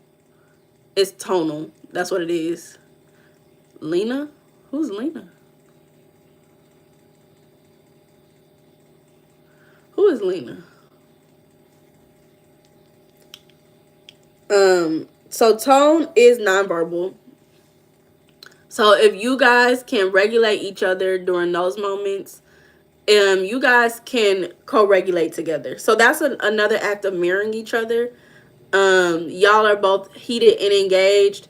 Well, making sure that, okay, now it's time to have a conversation. How about we show each other that we are maintaining our relationship by holding hands while having this very difficult conversation, or making sure that our body in some way is turned inward so we know that we're engaged. Making sure that we are noticing each other by focusing our eyes on each other, right? Ain't that your name? Lena? Where did you see that at? Tone isn't verbal. Your tone speaks louder than your words. Yeah. Tone is not verbal. Do I? That's so interesting that you say that. That's so interesting that you say that. I think that some people in the chat will know why I say that. Some people will. So when one partner maintains calm, the other nervous system mirrors it. So this is emotional leadership in practice. Okay, so you see the chat? People asking me about Lena in the chat. So, hey PR, how are you doing, friend? So emotional leadership. I think that's a very interesting thing because I believe that men are in a way emotional leaders. I think that women are typically the emotional thermometer of a relationship, but oftentimes women are more attracted to men who have a very calm, stable demeanor, and it really regulates how they respond to them. So have you ever seen a man who just don't take no bullshit and they're very like real calm, real chill, and then they have a woman around them who may be a little bit more erratic and they just be like this? And the woman just like, I'm so sorry, I don't know why I'm doing it. And the guy's just like, and then she just be like, you know what, let me calm down. Let me get my shit together. You know, y'all ever been around a real calm guy like that? And they make a woman act right. Papoose and Remy. Something like that. Thank you, PR friend. Thank you, friend. It's good to see everybody in the chat, y'all. I'm so happy to see everybody. You seen that type of human before? Yeah, it happens. Think New York. Think New York. Y'all know New York, the character, the lady who I'm talking about, New York. She be all over the place. She need a man who's very stable and strong in his demeanor. But remember, emotional leaders. If you're gonna be emotional leader, you can't allow somebody else to sway you emotionally. So, you know, we talk a lot about leisure activities with your partner. We know that men have more leisure time. That means more free time throughout their week compared to a woman. So we want to make sure that we use those effectively when we are in partnerships. We have to use our free time to check in with our partners, to discuss feelings, to discuss schedule. You know, when are you free? What are you doing with your time? to discuss financial stressors, right? What's the point of a shirt? So when you can communicate about these things, it definitely does prevent conflict buildup, because what happens, and thank you, John, so much. What happens is a lot of times people have external stressors and they allow that to come into their relationship, and now it is causing conflict in the personal relationship. So if you guys can communicate about what's going on, you're more aware of what is causing my partner to have these emotions. And a lot of times you don't take that personally. Your partner comes in and they're stressed every day. Well, you know that it's not me causing the stress, it's these external factors, and they just don't know how to regulate it when they get around me and be, shift their emotions. So take time to daily. I would say daily. If you're with a partner, every day should be some type of time to be like, hey, what's going on with you? Where you at mentally, physically, emotionally? What is, if y'all not together, y'all not in a relationship, y'all don't live together, what's your money looking like? Me personally, I love me a man who know what my money looking like, because they know what it look like for a reason. They know what it look like for a reason. You can know what my money looking like. I know what your money looking like. You know what my money looking like. So again, we want to make sure that we're expressing gratitude. So make sure that every day there's a way that you are appreciating, acknowledging, validating, showing gratitude to your partner. Is going to definitely build up the love and the foundation that you have for in your relationship. So when you do have conflict, that one conflict doesn't destabilize your whole relationship, because you've built up so many positive points. Now you can sit up here and you can be like, okay, that one thing, this one little conflict is not going to override all these other things that I have in my relationship. Your girl said hitting you up for money. Lucifer said yours is mine too. Yup. So decision making rituals are also important. So having shared methods for resolving disagreements. So that can be like, okay, well, when we have disagreement, we can vote. We can compromise. Having a method to, what if we can't get on the same page? How do we reduce these issues? I'm trying to get away. She crazy. What? What? Y'all are hilarious, y'all. Yo, y'all making me laugh. Why you delete it? You think she gonna come and watch this on YouTube and come get you? She gonna come get your ass. You better stop talking about her on YouTube. You just noticed my earrings? Thank you. Thank you, y'all. Happy Halloween, y'all. So, understand that words definitely have energy. The type of words that you use have energy. You could be trying to communicate, right? Remember, communication is just the exchange of energy. Communication is just the exchange of information. So the information that you're trying to exchange is that you're tired. People say that I'm tired in many ways. Somebody could say I'm fatigued. I just fought a whole battle. My body is drained, right? My body is done with. I can't do it anymore, right? The way that you communicate that you're tired says a lot about where you are mentally. You could be saying that I'm tired, but you're expressing it in a way as if you are in battle. Well, now mentally, your words are creating an environment of you being in a battle. So you're now manifesting that more. Or you can just be outright and say, I'm fatigued. I'm tired. So, not you in a battle every day. I'm praying for you. I got you on the prayer list. Everybody put them on the prayer list. No more battles. It's 2025. So words have energy. They create, they heal, and they destroy. So even the words that you say to your partner, when you are trying to communicate information, let's say you accidentally criticize them.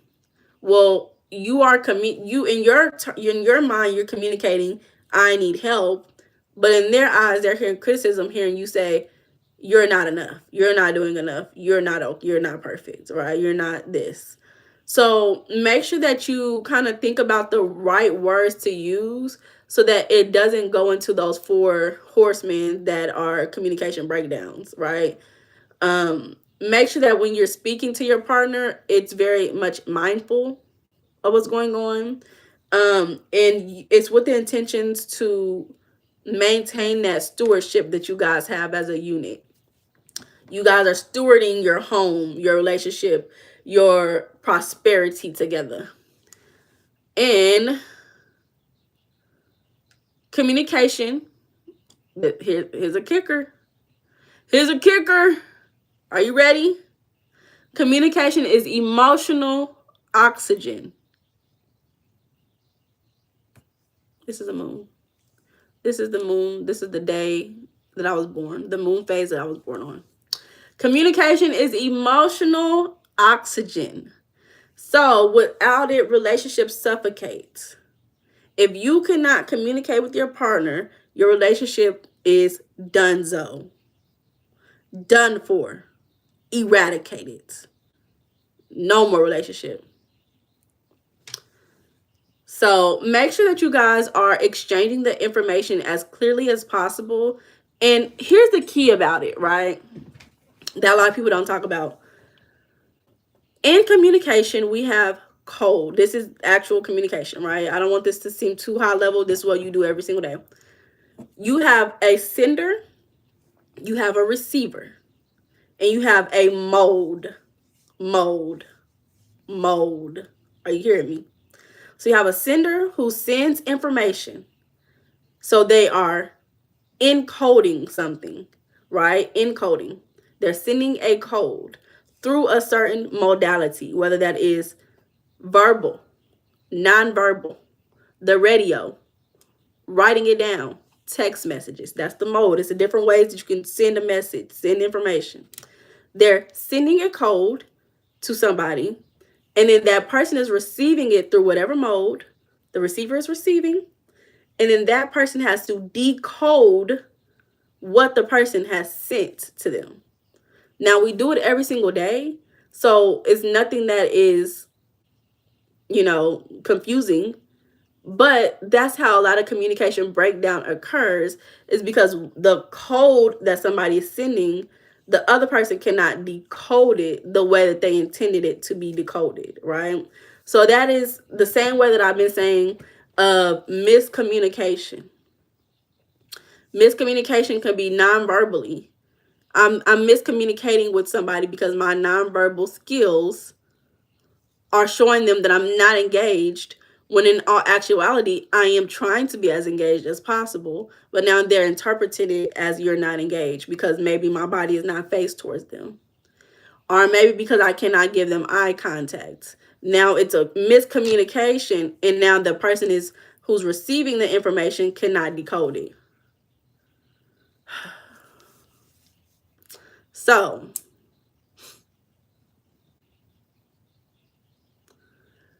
make sure that you guys, that's one of the biggest things that a relationship needs, is to communicate in the same language. Now, that's an easier way to comprehend it. You don't speak Spanish, but this person is communicating with you in Spanish. Can you decode what they're saying? They're verbally talking to you with their words in Spanish, but you as the receiver cannot understand what they're saying. There's a communication breakdown. Maybe you can understand their nonverbal skills, right? Every time I try to communicate, I catch them hands. You catch the hands. Are you in an abusive relationship? Why keep deleting your messages? Are you afraid? I think you need to call 911. You need to go call 911. You need to go get a restraining order. I think that's the best bet for you, baby, because you talking about, nah, I'm good. I don't know, friend. So make sure that when you and your partner are speaking, the codes that you guys are sending to each other is understood by both you guys. You're human. They're human. You're not going to always 100% understand every single thing that each other are saying. Like I said, some days you will say the sky is blue, and they'll interpret that and think the sky is green. For some reason, it happens. So maybe you got to paint a picture. We have to send this code in a different mode because they're not understanding this verbally. As someone who teaches communication, there are a lot of ways that I try to send the information to get the information to my students. I cannot teach every single student verbally. They're not going to get it. It's not going to be, they're not going to be able to decode it. I sometimes have to draw a picture with arrows, and then not on top of that, this means maximum support. I have to give them maximum support so that they can understand the information I'm giving them. I have to show them the same information in 3 different modes. So I have to verbally tell it to them, show them a image, give them a written paper. They're all saying the same thing. The sky is blue. But this is words, this is a picture, and this is a paragraph. This is me saying it. This is a toy. This is me pointing to the actual sky. There's so many ways you can communicate a message. They don't learn the same way. They don't learn the same way. Learning can be very difficult for some people, I'm telling you. So you want to make sure that you guys are communicating with each other and you guys are understanding the message being sent. Make sure y'all like the live, y'all. Make sure y'all like the live. But also, attachment theory shows that verbal reassurance reactivates security circuits in the brain. Okay, go to bed, friend, go to bed. So we want to make sure that you are verbally assuring each other. That means you are receiving it, and you have to be honest and say, you probably didn't know this until I'm speaking on it now, but I need you to verbally assure me. Let me know that I'm doing okay. Let me know that you like this position. Let me know that you like this food. Let me know if you don't like it. Are you okay? When I was getting my massage today, the lady, she was doing the damn thing, and she kept asking me, "Are you okay? Is this okay? Is this fine? Are you okay?" Was I okay? Yes. At first, I wasn't, and I said, "Oh no, baby, I'm uncomfortable. You breaking my back, girl." But things like that. So we want to make sure that we build healthy relationships, healthy communication, because healthy communication changes a dynamic from being separate to being engaged. Remember, we want to be in rhythm. We want our nervous systems to be regulated with our partners. We want our partners to be our ecosystem. When you get married, you and your partner are your first base of life. Everything else builds externally around you guys. So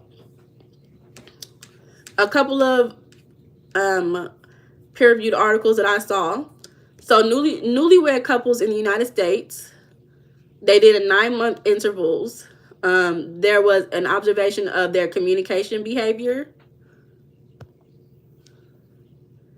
And it compared to different types of communication in different couples. This was self-reported, and it found that couples were more satisfied, engaged in more positive. No, couples who were more satisfied were engaged in more positive communication, less negative, and more effective communication. However, the evidence for communication causing later satisfaction was weaker. Instead, the study found strong concurrent association. So the example, less negative communication equals higher satisfaction at same time, but inconsistent lag predictive link. So there wasn't a strong prediction to saying, okay, just because these couples communicated means they're happy in their relationship. It just shows that they were happier in that moment because they were able to have effective communication. But you can obviously guess. I mean, it's not, again, it didn't show a link long term, but you can guess if they can be satisfied in that moment, I mean, they overcame, kept it pushing, and grew. Another one shows 60 married women and their husband. This was focused on pregnancy in Iran. They had a couple focused communication skills training program. So it was actually a program, and they compared it to a group of people who didn't have the same program. So it showed that changes in marital satisfaction, levels of anxiety and depression measured at 1 month and 3 month post intervention. So it found that after the training, the intervention group, so those are the ones who had the communication program, after that training, the group showed significant improvement in marital satisfaction and reduction in anxiety and depression compared to control. Good night, godson. So if you, this is especially important if you are having children. Make sure that you are communicating just as much. When you have children, you'll have to communicate like 10 times more. So communication skills can definitely be taught. Unfortunately, we don't learn that early, and it's okay to be taught these things. Maybe that's what I'll do, is become the speech therapist for couples. Thank you, Mono. Maybe that's what I'll do, speech therapy for couples.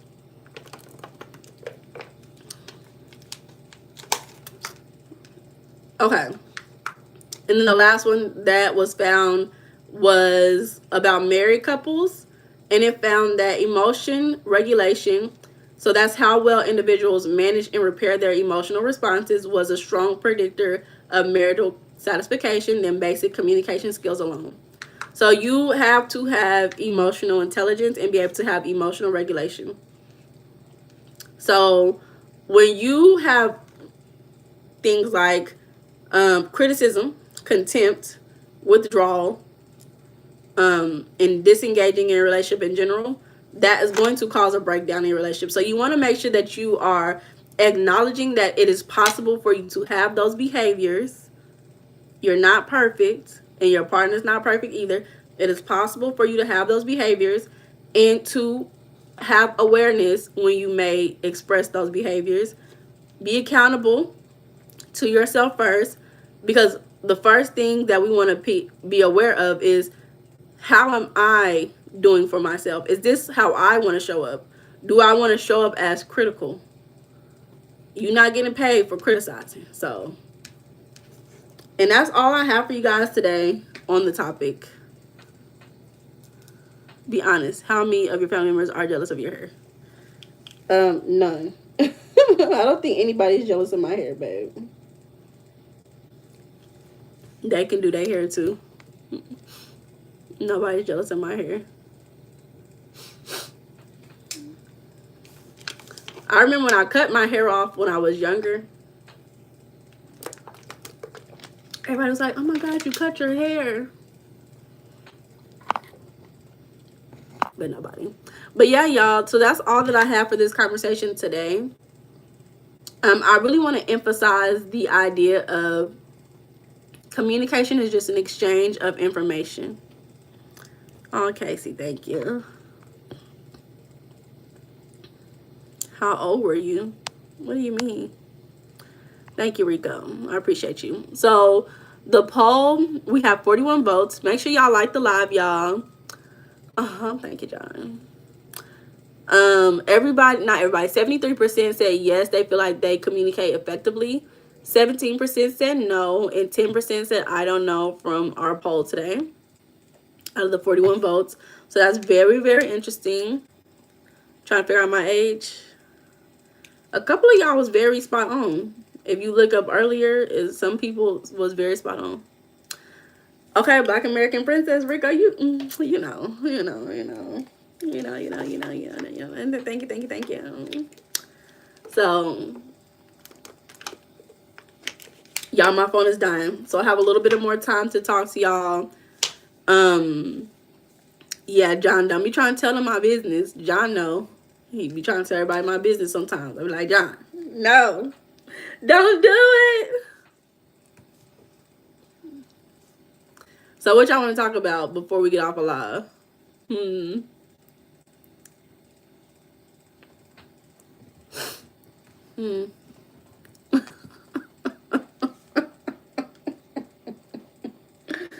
Y'all, did y'all see my picture that I made for this topic? It's giving real Halloween. Let me show y'all. If y'all didn't see the thumbnail, let me show y'all. It's giving real Halloween. I keep dropping stuff. Is it giving Halloween? Is it giving Halloween to y'all? Y'all let me know. I was trying to make it give Halloween, but I was trying to make it show communication. You see the lady and the man, they communicating. No,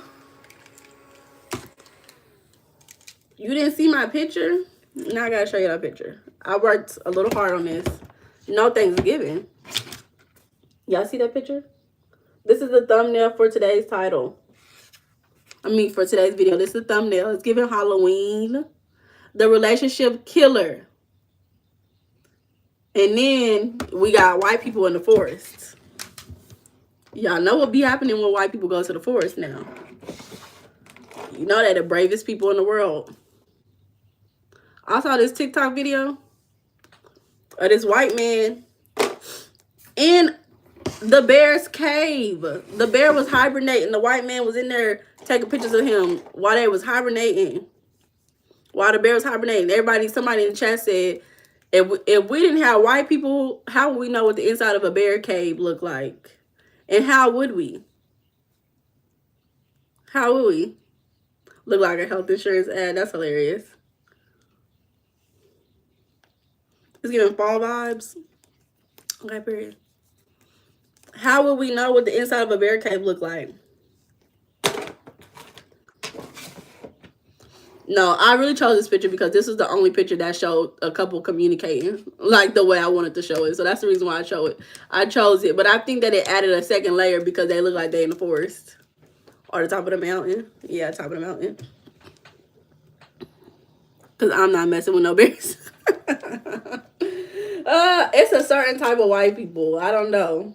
It's a certain type. I'm trying to figure out what bear meat tastes good. When did you have bear meat? How do you even eat bear meat? Where do you even get that type of meat from?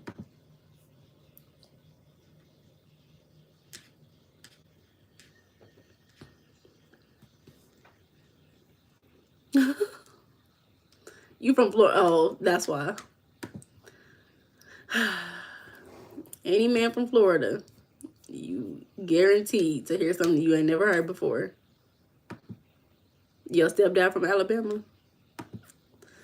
Wow.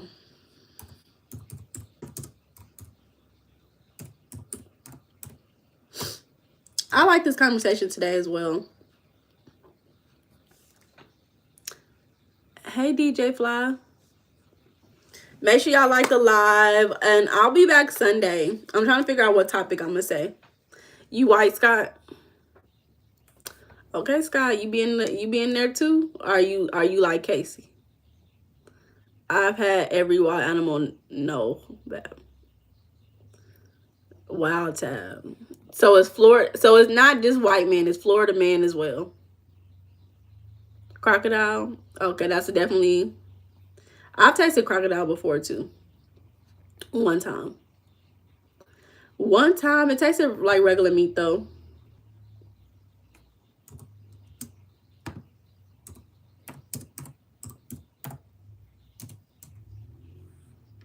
John, you said Celtics beat Philly. Okay, shout out to the Celtics. Hope they beat them. Sharked is tasty. That's crazy. Is it? Florida got the best folks. Y'all know I'm a little scared of Florida. But I think, yeah, the crocodile, it tasted like regular meat. Because I think when I ate it, it was like fried. You outside tomorrow? What you doing tomorrow?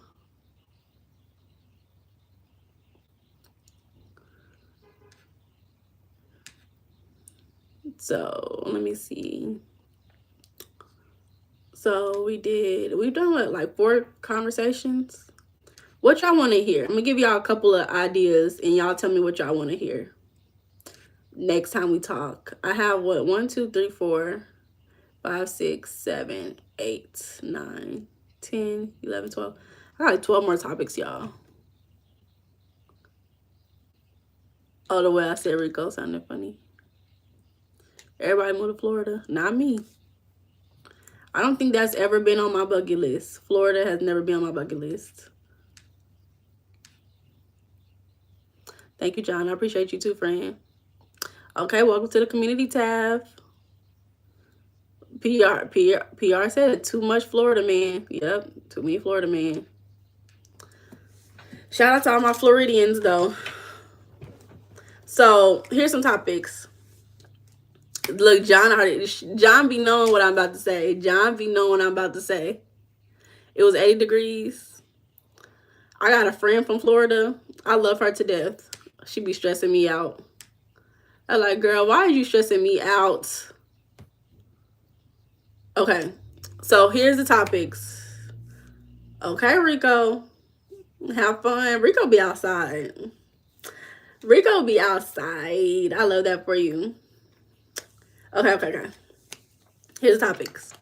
How society programs us to be married. I have not done any research, but the idea, I thought about the idea because I'm like, oh, this is really interesting. We got when, why, and whether to get divorced. Married, when to get divorced. How to know whether you should be divorced. Or separated from a partner. We have childhood trauma and generational narratives in marriage. So those are the 3 topics. I'll repeat it again. So the first one is how society programs us to be married. So the idea that I want to take with that is we are constantly receiving a narrative and an idea what marriage looks like. So if we can acknowledge what we're being fed, we can choose our own narrative instead of going with what we've been socialized to do. The second one, when, why, and whether to get married or divorced. So we're going to be more focused on separating, why you should separate, and from relationship. So I think that's very, okay, everybody saying divorce so far. And the third one is childhood trauma and generational narratives in marriage. So how we repeat the same things from our lineage, from our parents and our grandparents. Shout out to Jamaica. Shout out to Jamaica and all my Jamaicans that are weathering the storm. Out there playing. Every time I see some Jamaican on TikTok, they be out there chilling. So, the trauma one sounds interesting. Okay. What I'll do, we can talk about all of them eventually. I love these lives. Okay. Well, most of the people said divorce so far. It is a few people on the live. So, we only have a few people who voted. But if y'all see me doing this, it's because my eyes be watering. I don't know. So, I'll be back Sunday, and then we'll be back Friday. So,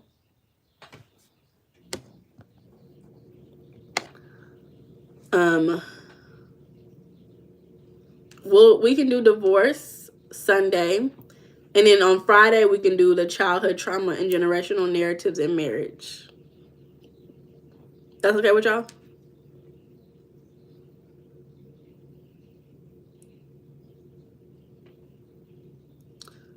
That's okay with y'all?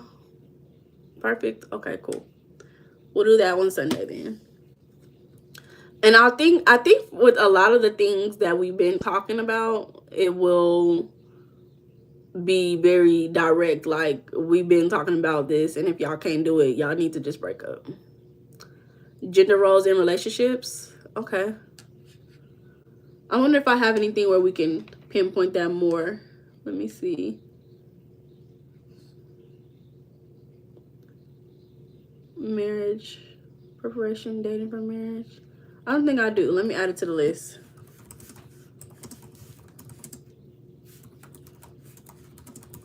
Maybe we can talk about how society programs us to be married. We could talk about that more in that topic.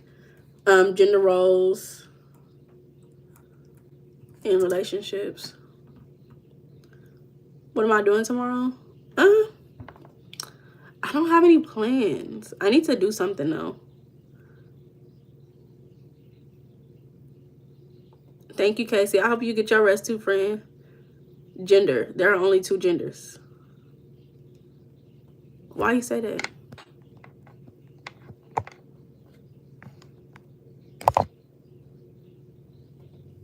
Oh, you love me? I love you too, friend. You gotta work tomorrow? Oh, friend. Get into it. I love that for you. Are you happy to go to work? Add topic, gender roles in relationships.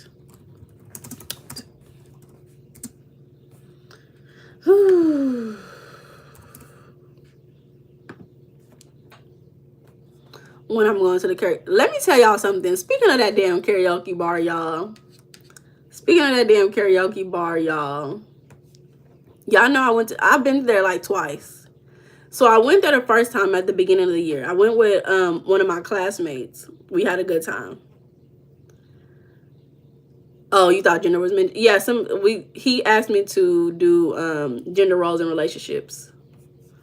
So I went there at the beginning of the year, right? And then I went there by myself just because I wanted to get out the house a couple of weeks ago. And so I had a friend of mine send me a picture of me singing on stage from the beginning of the year. This is beginning of the year. And I said, how did you get that picture? And they was like, they're advertising the events that they host at this building. And your picture is advertising this damn karaoke place. Nobody told me. I said, who the hell said that it was okay for them to take a picture of me and I didn't even know, and then they using me as advertisement and not paying me? And I would have never known. If I didn't go back up there to do karaoke again. I would have never known. But them motherfuckers is using my picture to advertise karaoke night, y'all. These people got me fucked up. They need to pay me.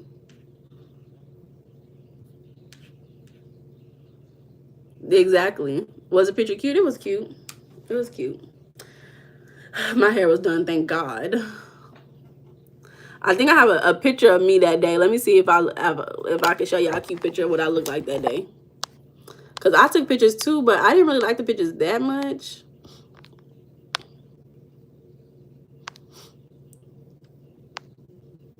And it was so long ago. Like, oh my God. They had me messed up, y'all.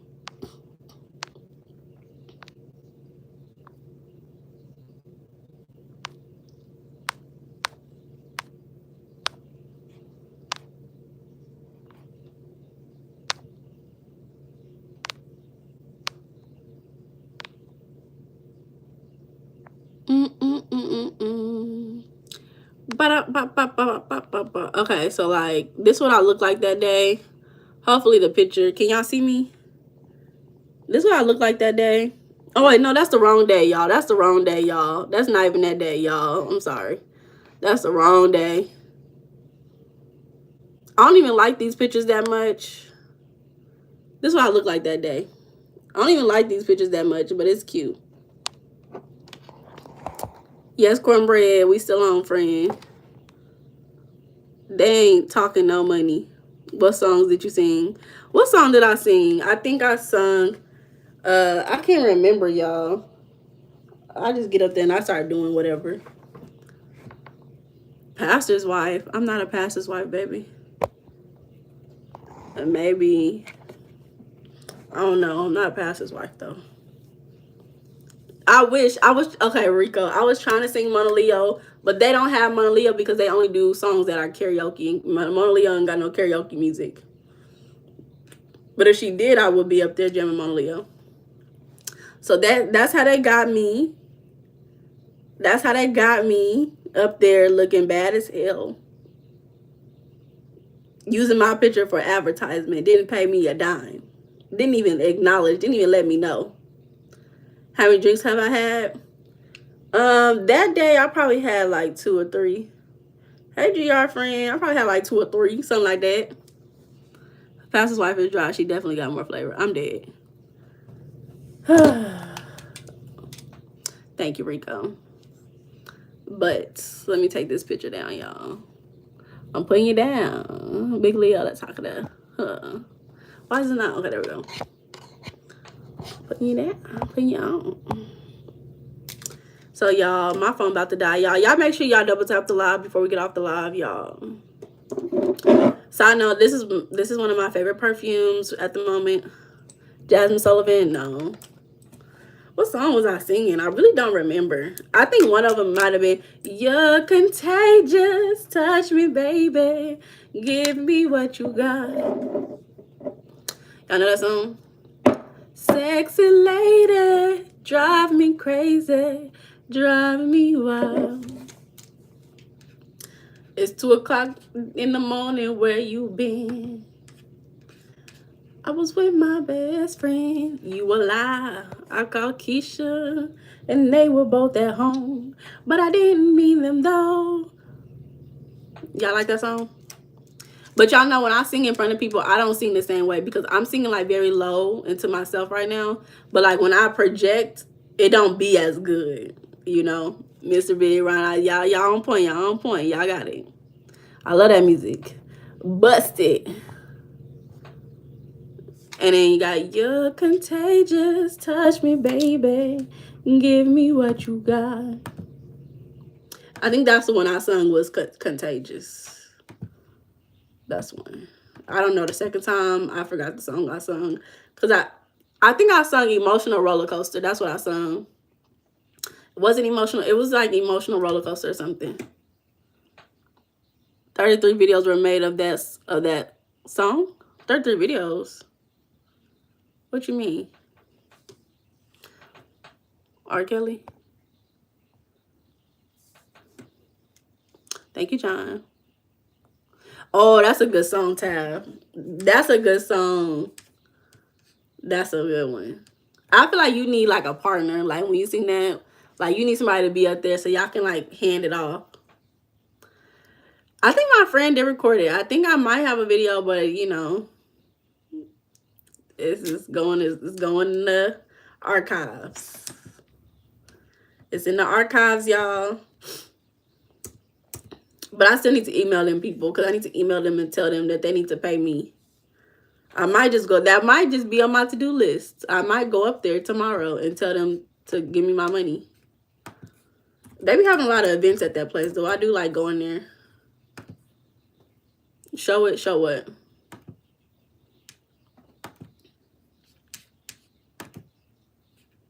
Me and some girlfriends, we went dancing. Me, Kanisha, something and something. Not they having an apocalypse party. That's crazy. Oh, they're having a party tonight.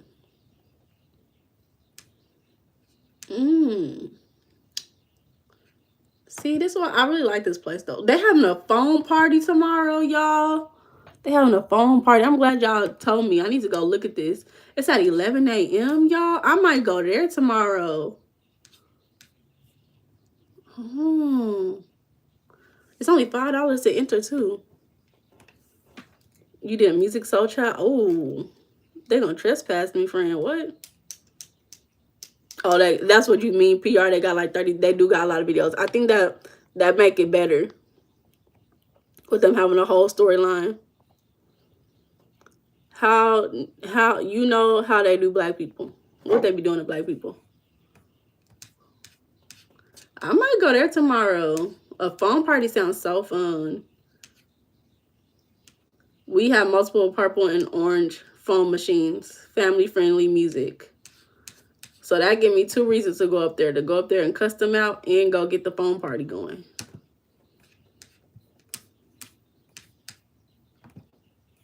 What's a foam? Foam. Foam. Y'all know sometimes my dialect don't allow people to understand everything I'm saying. Nobody going trick-or-treating? What you mean? Yeah, foam. Sorry, y'all. Yeah, it's for the whole family is what it said. What it say. So we'll see. Okay, Lucifer. Lucifer. Good night, friend.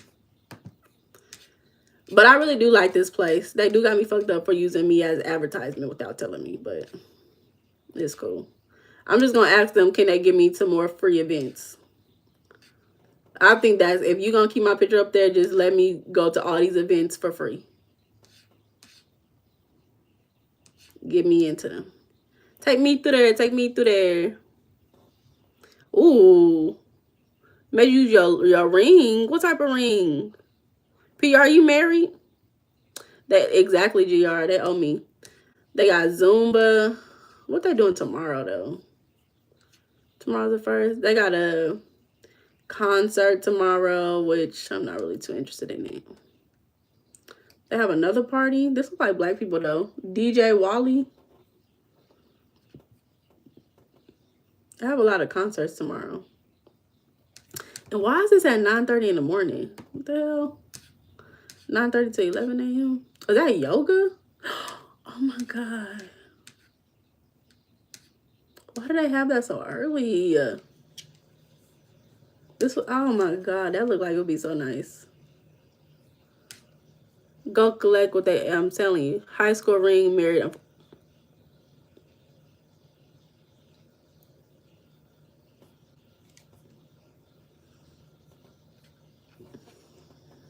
That's crazy.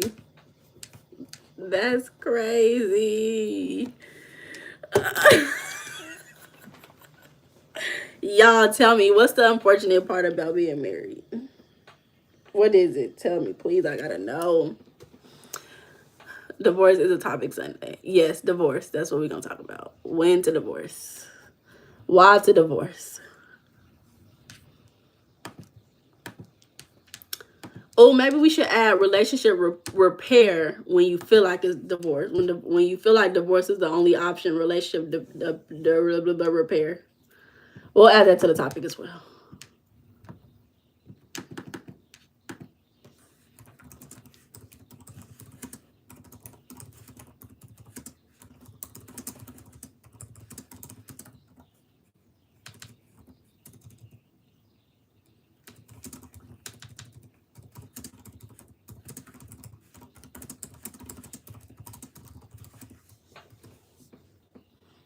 Then if you do, then if you don't.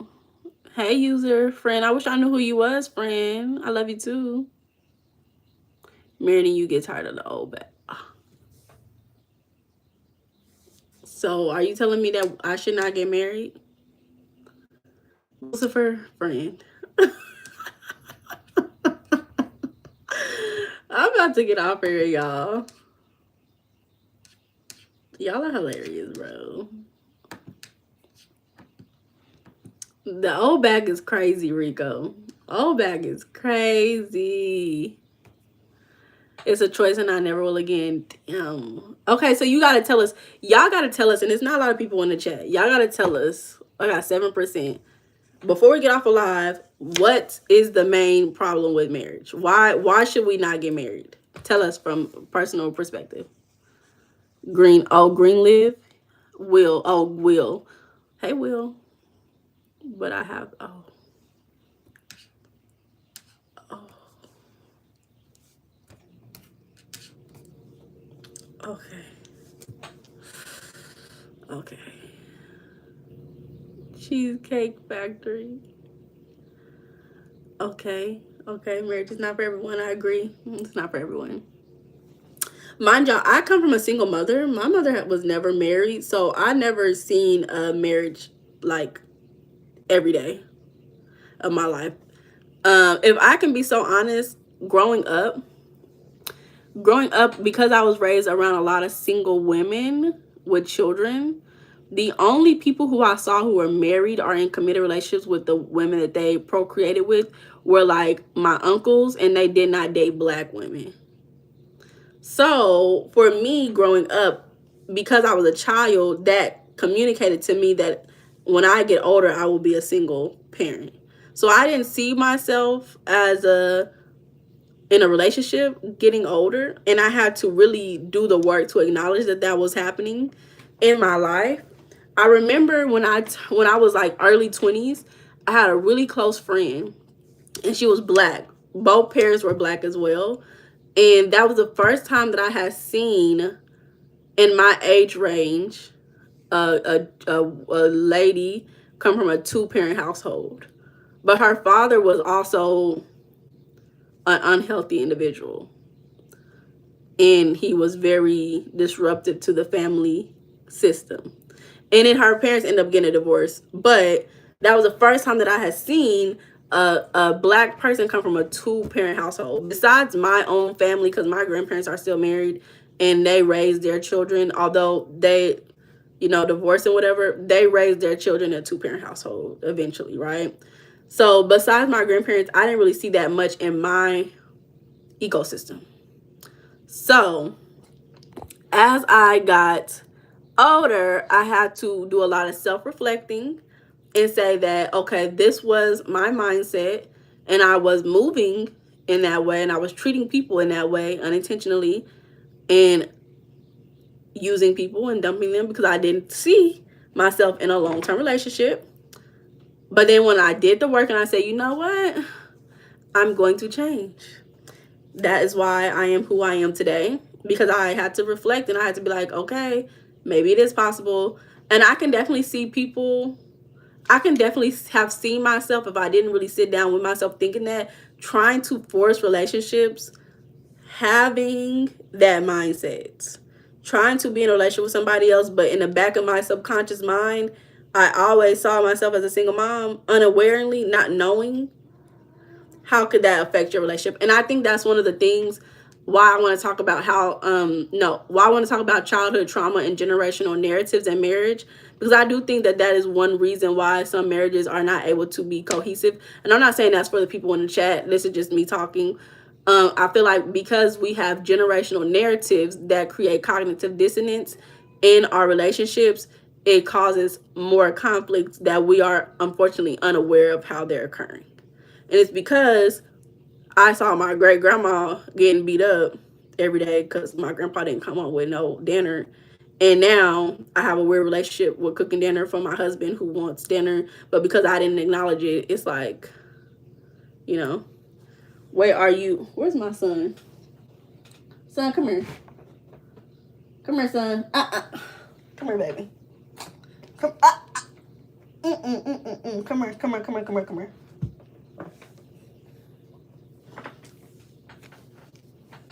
Say hi to your uncles.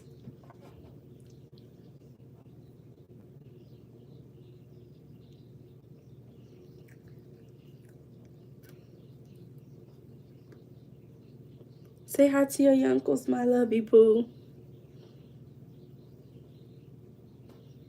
Oh, my baby.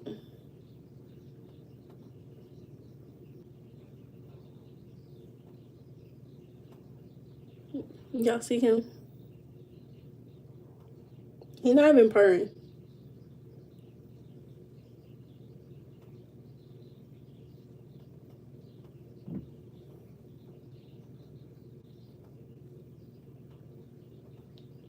Don't have kids. I think that's a lot of people's problems too, is they start having kids. They be having kids and you shouldn't have kids. Not everybody should have kids. You wanna get down?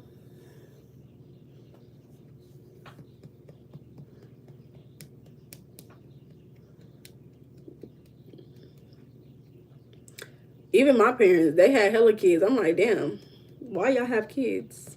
Not hella kids, but they had enough to make me be like, maybe y'all shouldn't have kids. You were once a kid. Kids may be great, but parents are not always the best parents to their children. You want to get down? Not every parent knows how to be a parent.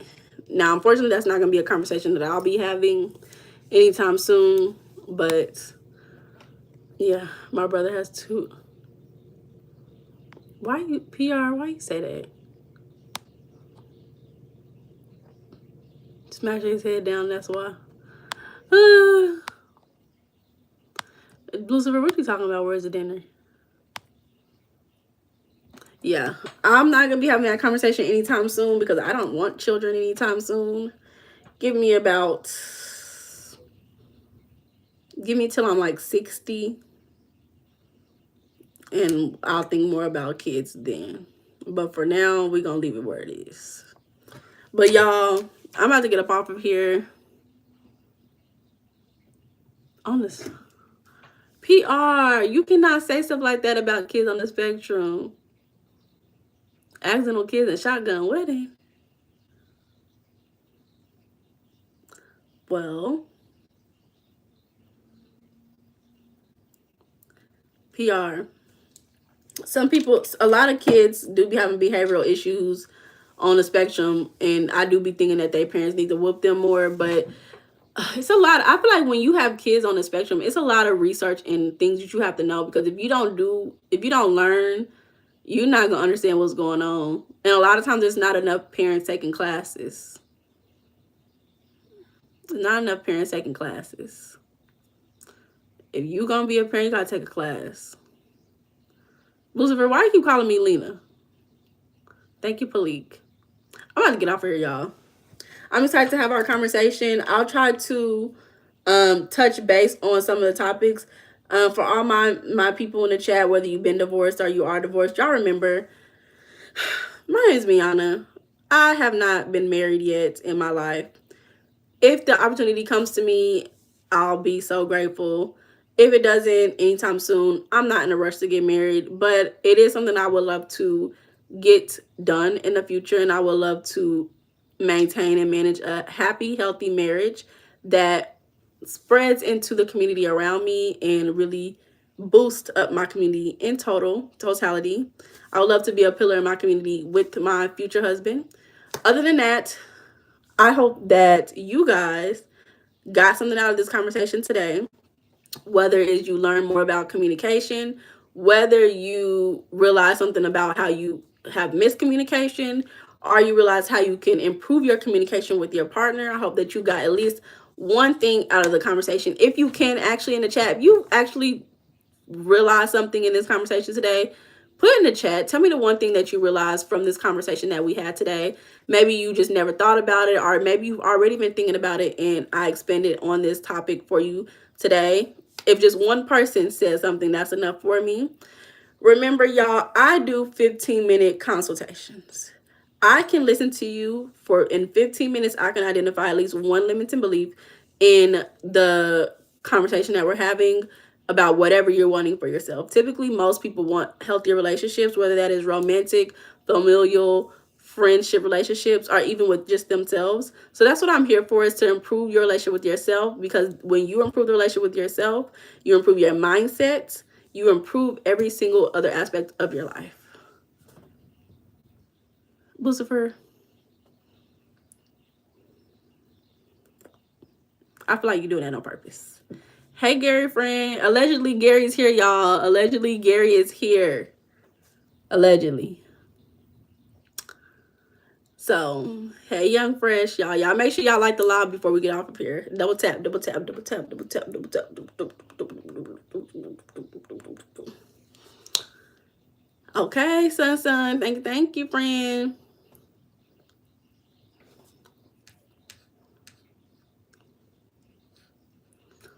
If y'all are celebrating tonight, be safe. We got 3%, y'all. Be safe if y'all are celebrating tonight. If you staying in the house, be you, have fun.